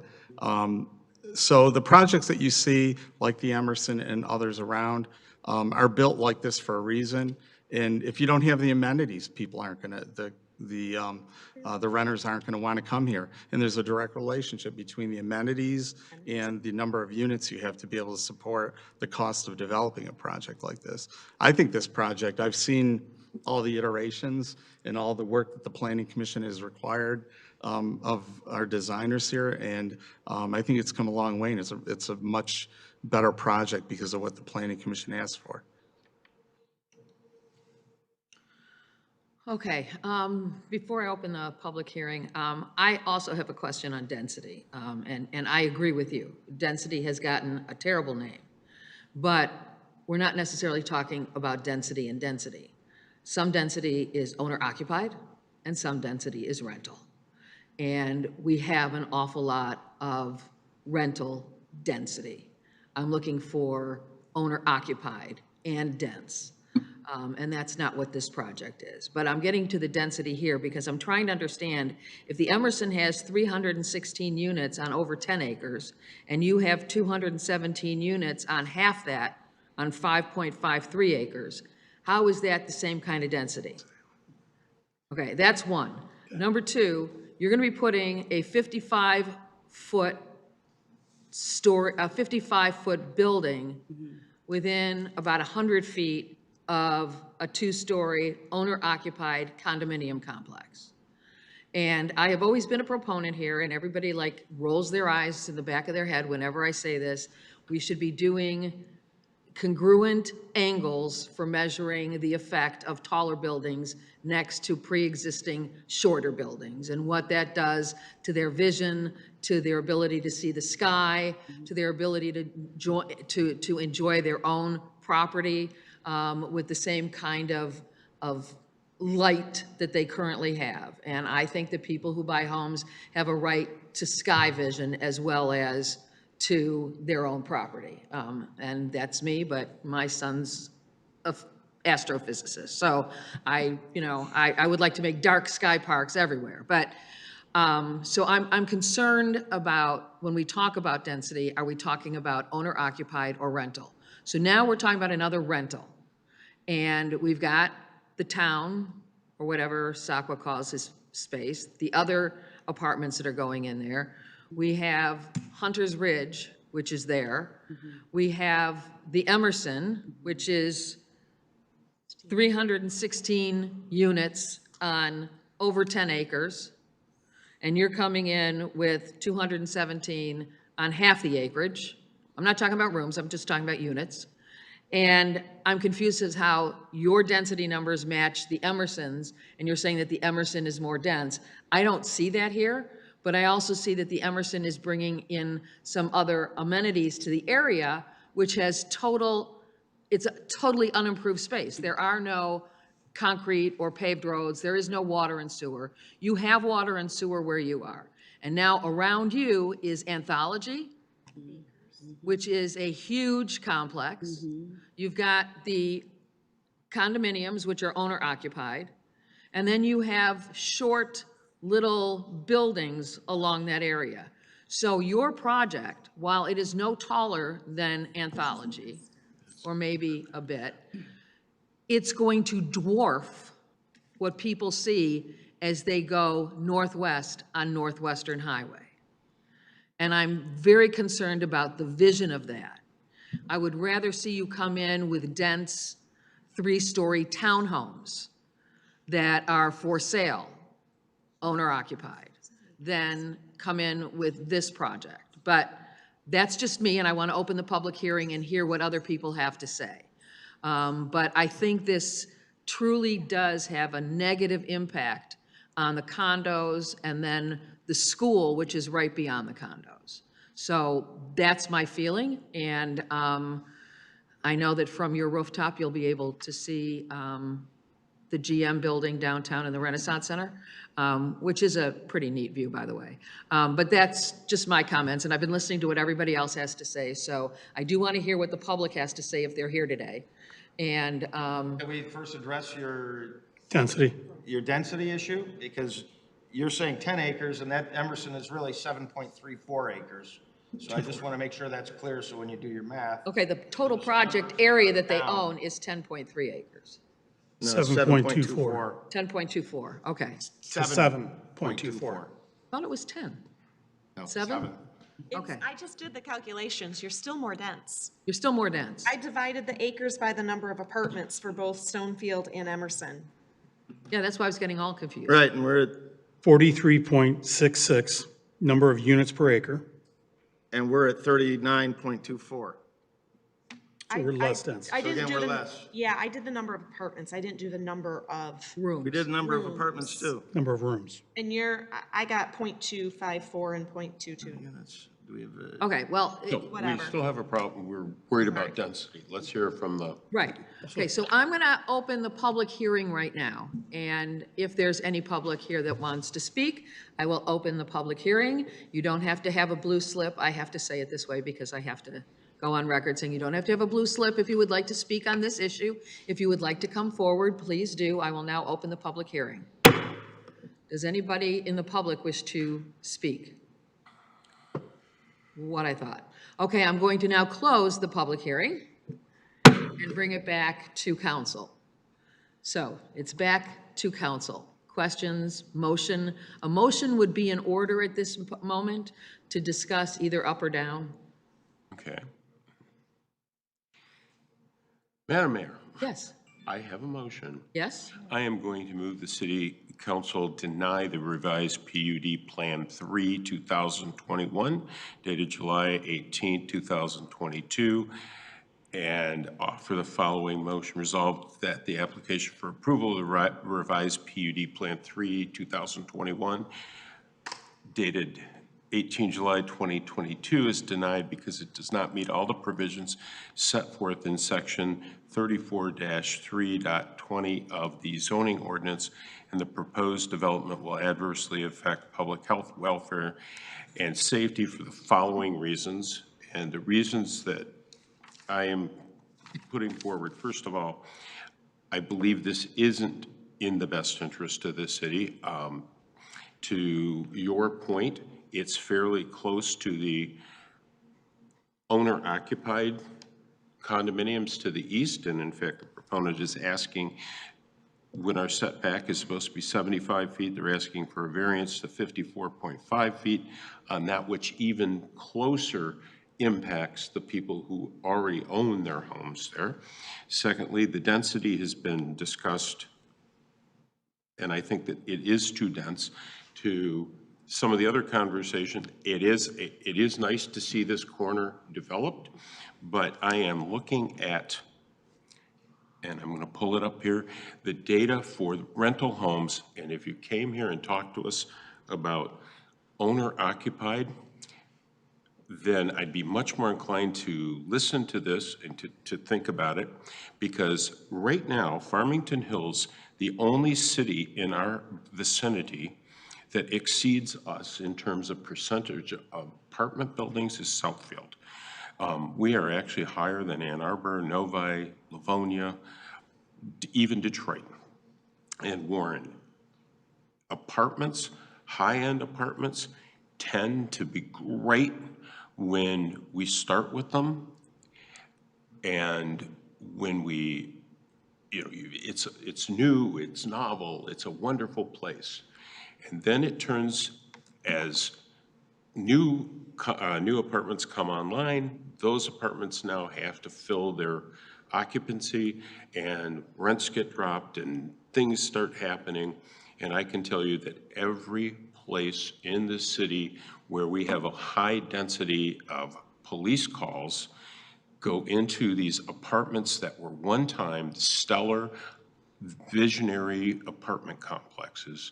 And to the point that we are now having to look at, to consider an ordinance where the city actually inspects those apartments because some of them have gotten that run down.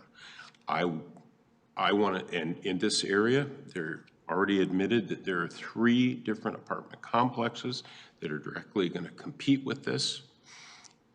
At this point, the density is too high, and going back to the owner-occupied thing, why can't a condo development work here where people actually are vested in the community? And the reason that I'm kind of surprised by that, because the question was asked, what is the cost point here? They don't know what the cost point is going to be, so why not work it out so that it could be an owner-occupied area that doesn't increase our density in that particular area? So that's kind of the support. Lots of other things. My motion was to deny, and these are all of the reasons for it. Landscaping, all of that, that's great, but at this point, that's why I'm making that motion. So if that's seconded, that's, at least you already have my thinking. Is there a second to that extremely long motion? That's a long motion. Support. Okay, it's been moved by Dr. Massey, seconded by Councilwoman Bolaware, that we deny the PUD for all of the reasons that that Dr. Massey spoke about for the last 5 minutes. So it was good. That was Probably good. 10. It was good. Is it, Now we can discuss it. Okay. All discussion. is there an order, can I offer an additional motion, vote that motion first, before I offer another motion? Well, this is the motion that's on the table. If you want to amend it, that's a different I story. would like to amend it, if I could. You can't amend it to approve. I can't amend it, I want to amend it to a table it. Table this whole thing into another date certain. Okay, a motion to table is, Take precedent over that motion, right? Does it take precedent over this motion? yes, it does. Okay. I want to entertain a motion to table this, give the proponent an opportunity to come back to council with a revised plan. I think it's a great project for the city. And I think that if the proponent is willing to come back with a revised plan that helps address some of these issues, particularly the density issue, so offer The rental density issue. yes. So I'm going to offer a motion to table. Okay, it's been moved to table. This is not a debatable motion. So, all in favor of tabling, say aye. Second? Need a second? I don't think we need a second. Do we need a second to a table motion? Yes. Okay, is there a I'll second? make a second. But then there's Okay, no okay, it's been moved by Mr. Bridges, seconded by Councilmember No. This is an up or down vote. All in favor of tabling this, say aye. Aye. Those opposed? No. No. Okay, so how many opposed do we have? No, you said, you don't. Oh, I'm sorry. The opposition vote or the? This is for the tabling. Tables. Yes, I voted in favor. Support or oppose? This is opposed tabling. Three. Okay, so we have 3 opposed to tabling. Okay. How many are in favor of tabling? Okay, so the tabling motion wins. You're tabled.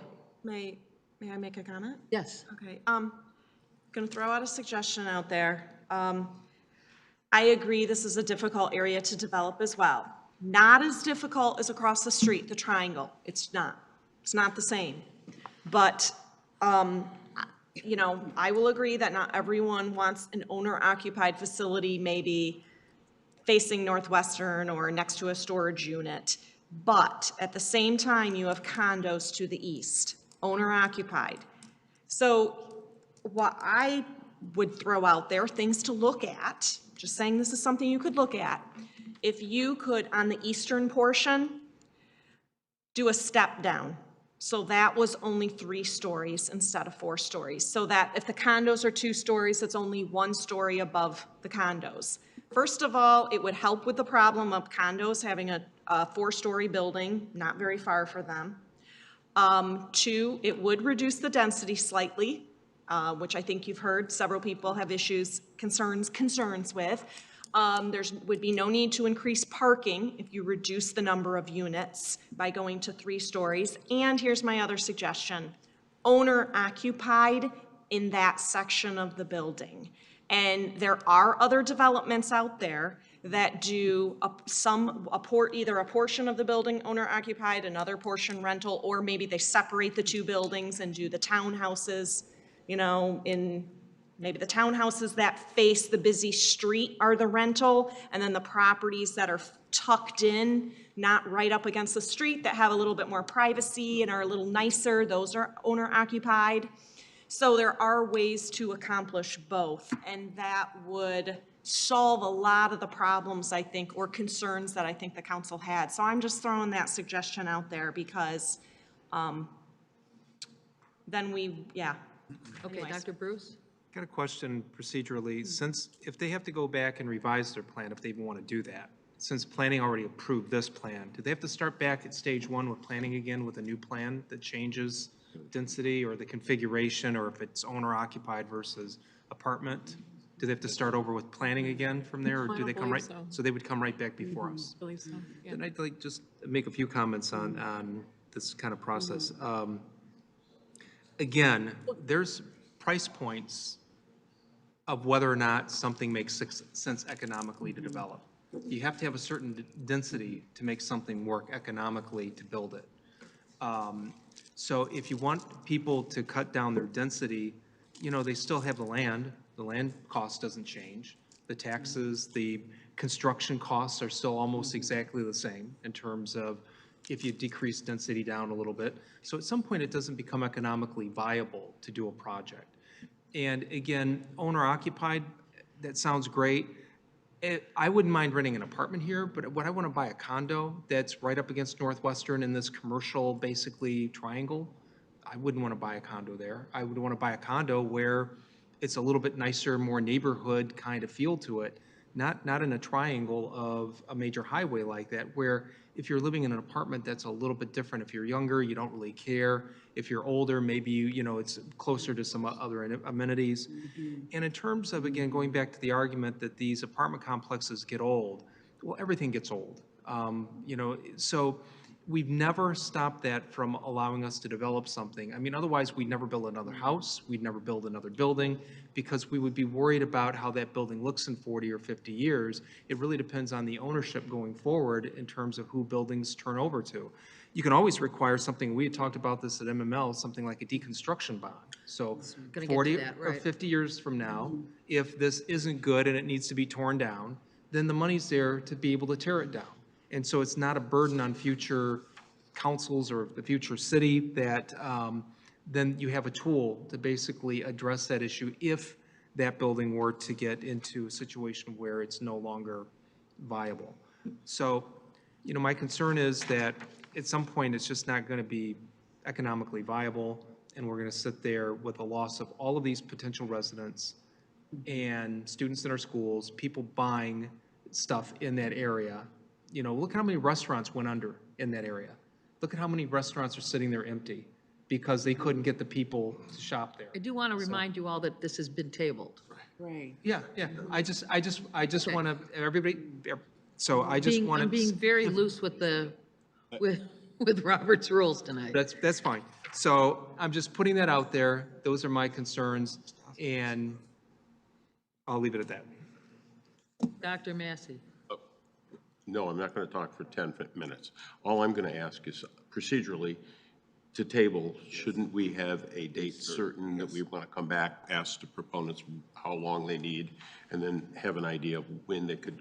I think since we're going into the holidays, it would make sense for the proponents to figure out what they can and cannot do, maybe ask for a deconstruction bond, maybe some kind of mixed density. I love I'm not opposed to density, and come up with something and work through our planning commission. We've already had the public hearing. So we could expedite the process when they're ready. And I would like to leave it to them as to when they're ready. I agree with that. And if they're not ever ready, then. Yes, because I've already let everybody else speak after the tabling, I I want to make will. sure I understand, because as a designer, there's only so much I can go off of. So when I am asked to design a project within a certain guideline, and then I sit in front of a board for 6 meetings maybe, and go through the process to try to iron out these nuances of a project, and a complex project that's got complex issues on a very difficult site. It is. There's a reason that site's been vacant for years. I've done over, Robert, 50 different variations of trying to make things work on that site. From detached residential to commercial to multifamily to condos to retirement to multi-use to movie theater complexes to everything. Nothing. But I worked with the council, the planning council, for at least 6 sessions. Outside of that, I've got crazy hours in this, researching. And what you're telling me is the planning council doesn't really mean anything. That Well, it you does, but circumvent their conversation by density, which was the very thing. I could have come in here and said that we had the parking, which we did on the one plan, and say we meet the parking requirement, then that wouldn't have been an issue. So I don't know where and I'm a little turned off by this process, because I've stood in front of a lot of these. And I don't think I've ever seen the council go against the planning department in such a definitive way and question the very things that they asked for, that we provided for. Those were not one issue on this meeting was what they didn't ask us for.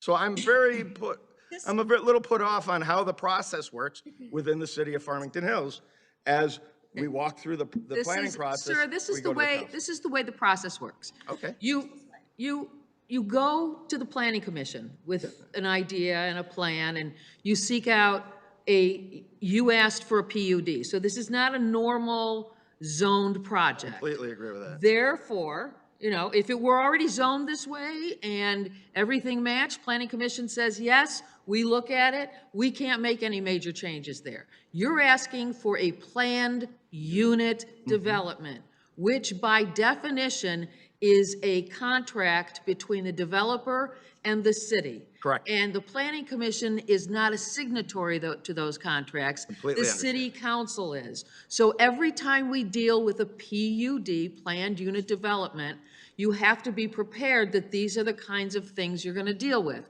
If you're dealing with an awkward site like Sarah Fisher, ask Optalis and the Sarah Fisher and the developers how long it took them to finally come up with a plan that we all agreed on, and they went through. I'm 25 years. They went through iterations of apartments, and then they finally gave us what we had originally asked for with some changes. And we also had to go in front of the Historic District Commission because there's historic buildings on that site. So not everything is quick and easy. And what you're asking for is a planned unit development, which takes time. Now, maybe in the other communities you haven't dealt with PUDs. But Well, I've done here- a few PUDs in my time, and I Okay, do well, understand that this does meet the criteria of a PUD as Well- organized by your planning department. but- So I'm confused No. on that process. Because I'm not going to go into it any further. Okay. I'm going to ask you if you're willing to continue to deal with this, then please, we would love to talk to you. If you're not willing to continue to deal with this and you want to pick up your marbles and walk away, you're more than welcome to do I that. just don't too. know who I'm dealing with. You are Am I dealing with dealing with this now? You are always dealing So at the who do I end. talk to? Who do I consult with on this board? Do I come in and have a round table with you? Is that something that's going to happen, or is this the only feedback that I get? Please I'm a talk. designer, remember that. I'm Please- trying to okay, design. And I'm a mayor. Okay. And we're right now, we're redoing the entire city master plan. So you are not the only moving part in this process and in this project. And we're trying to create the best future vision for the city as we possibly can. And you have existing buildings where you're building. It's not a green field, as you know, because I drove around the gravel over there. And you've got a DTE energy site there. You also own another piece of property very nearby, which could be linked to this property somehow, some way, if we have the creativity and the ability to do that. You are always welcome to run stuff by us, to have us look at it. So you are dealing now with the planning director, and that is Charmaine. And so you deal with her, and she will bring things through this process. So this is the process. It's always been the process. Okay. It will stay the process until we change the charter or until the master plan is updated to allow you to do what you want to do without a PUD. But as for what you want now and a PUD, in fact, we're going to be having another thing on here that was from a PUD that was established 20-some years ago to allow now a left-hand turn out of the complex. And it has to be done contractually with the city. They can't just open up the road because they want to. So I don't make the rules. I have to follow the law. I am not a lawyer, but I can tell you my father was a developer. And so from history, I know what you're going through. Okay, so moving on.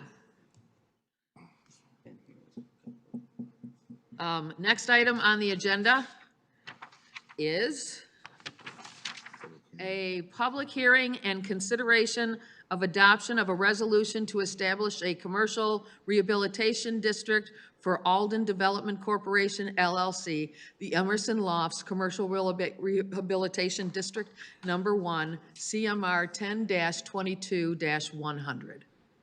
Hello. Hey, everybody. Now, I want to remind everybody, what we are doing here today is discussing whether or not we want to pursue, not tonight, but pursue the notion of a commercial rehabilitation district on this property. It must be set for a public hearing, which is tonight, and then all input from this public hearing, whether you're here tonight, and I don't see too many people here tonight, or whether you want to send us feedback through email, conversations with our planning department, with our economic development coordinator. You are welcome to do that for another 10 full days after tonight. And all of that will be collated, and at the next meeting that we have as a city council, we will bring this back, not for a public hearing again, but for a determination. Okay. Thank you. Thank you. And yes, this is for the Emerson, the luxury lofts of Farmington Hills off of Northwestern Highway. The project is brought by the Alden Development Group. They are a team that has quite a portfolio with privately owned real estate investment in Birmingham and other areas. They have Northville, and here they're trying to propose a development off of Northwestern Highway here in the city to have residential and many community benefits as well. Currently, the existing conditions are not that great for the site. It is located off of Northwestern Highway on a obsolete building that is a bowling alley, a parking lot that's in a little bit of disarray, and empty field. There is also one vacant building too on the site.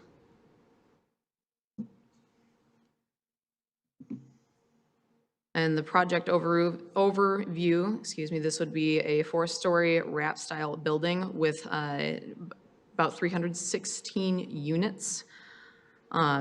This would be with the front and the back apartment buildings combined. There will be 3 courtyards, a pool, fitness center, an investment of $76.5 million. The construction timeline for this to happen hopefully is within the 24 months if one approved.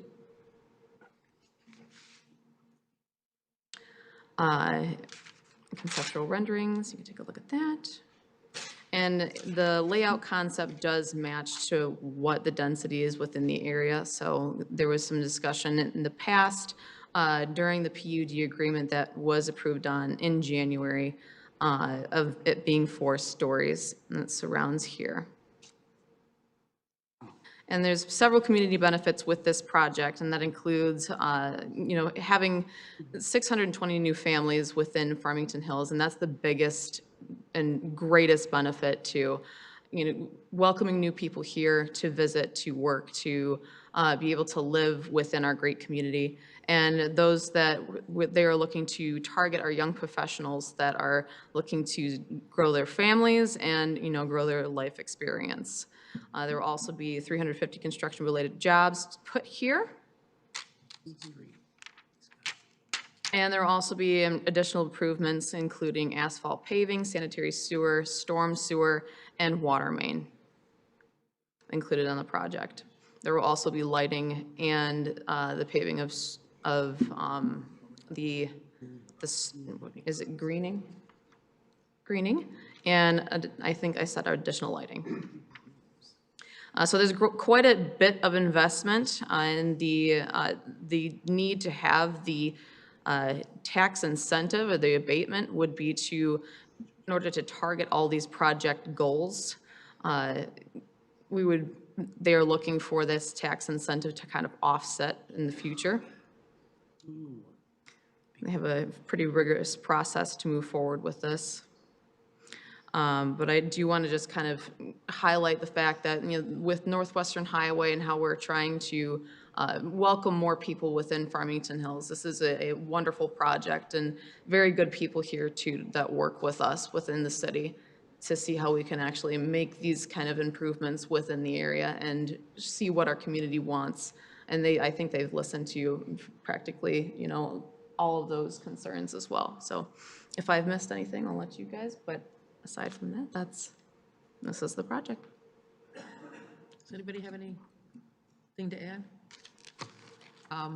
I just want to say, from the warmest part of my heart, why don't you call them and tell them that you could build a Peabody over there on that piece of land and have luxury condo units here in Farmington Hills like you built in Birmingham. Anyway, that was just a statement. Does anybody have any questions before we open the public hearing? No questions. Okay, I will now officially open the public hearing Anybody is free to come forward tonight or in the next 10 days, 10 business days, to send us comment, emails, contact our city manager's office, and let us know how you feel about this. This is a requirement to create this district, so there will be no voting tonight, but we want to hear from the public, and we want public input here. Is there anyone who wants to come forward and speak? Seeing none, I will now officially close the city council portion of the public hearing, leaving the next 10 days open for the public hearing to continue without city council present, and bring it back to council. There's no more action that we need to take tonight, correct? Okay, so this item is now done as well, temporarily. And quick, they're still in the hallway over there.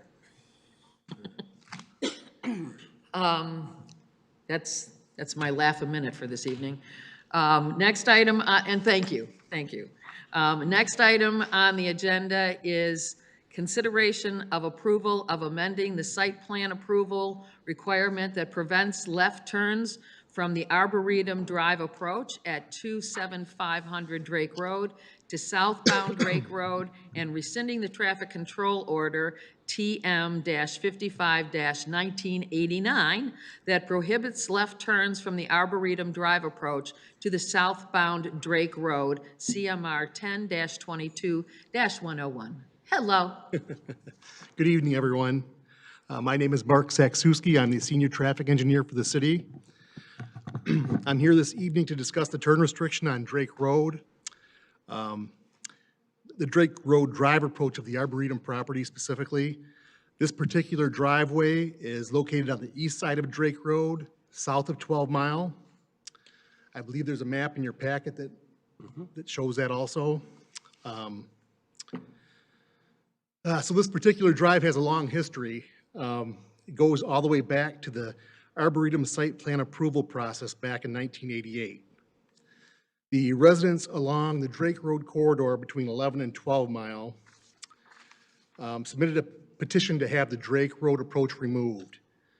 I believe it was their intention. They thought removing the approach would generate less traffic that used Drake Road. Based on the concerns of the residents, the city had an evaluation of on-site operations completed by a professional traffic engineer. It was determined that the Drake Road approach was necessary for reasonable access to the site. Simply the drive on 12 Mile near White Plains didn't have the capacity to serve a site of that size.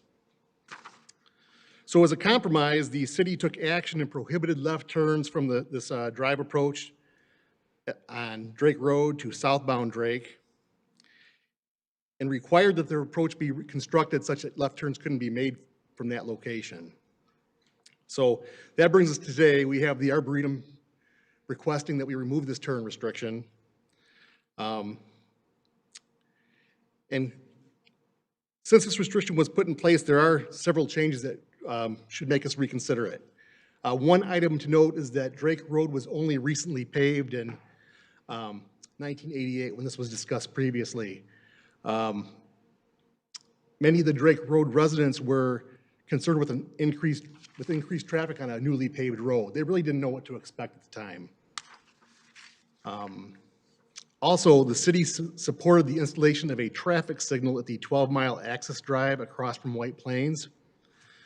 This was to better accommodate access to the site and specifically promote use of the 12 Mile approach. It's my understanding this signal was paid for by the developer. Also, since that time, 12 Mile Road was reconstructed as a boulevard from Haggerty to nearly Farmington, and 5 lanes from there to Orchard Lake. And M5 was also completed. Both of these items really improved traffic flow in the area. More recently, the Mercedes-Benz property was developed at the southwest corner of 12 Mile and Drake. It has an access drive located directly across from this Drake Road approach of the Arboretums, and no turn restrictions were put in place on that drive approach. To date, we haven't had any concerns brought to us from the Drake Road residents based on that approach being installed. Last September, we completed traffic counts on Drake. We found no discernible increase since 1989 on that piece of road. In fact, counts today are a little bit lower than almost any time in history. We're about 6,000 vehicles a day two-way ADT. That's despite the fact that Oxford Estates and Trillium have been developed. Yes. Right, okay, thank Those you. went in Correct. prior. Those went in 1981, 81, 82. Trillium and Oxford Estates? No, In fact, they went in when the road was paved. and the road was not paved until, Was paved in 88, I believe. 1988. what? When they closed Drake Road to pave it, that's when Oxford Estates and Trillium began to be developed, because when they reopened it, there was a big surprise to the people that live south of there that suddenly there were new subdivisions, and it created a, Well, they were all owned by Judge Schaefer, all that land. whoever, the point. Bless her heart. My point was just that I am one of those residents that lives over there and have for my entire life. I thought Trillium and Oxford Estates were much newer.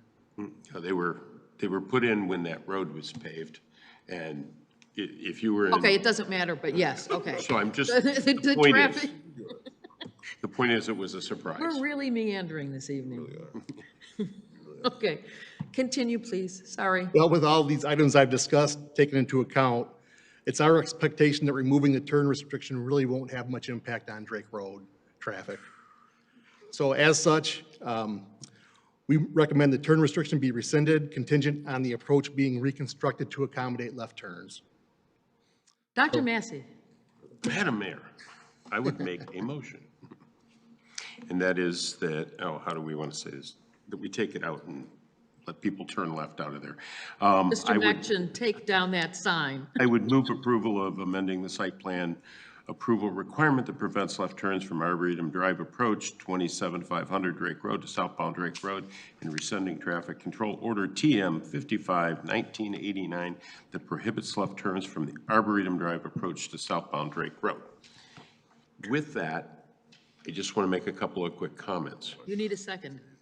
Oh, Support.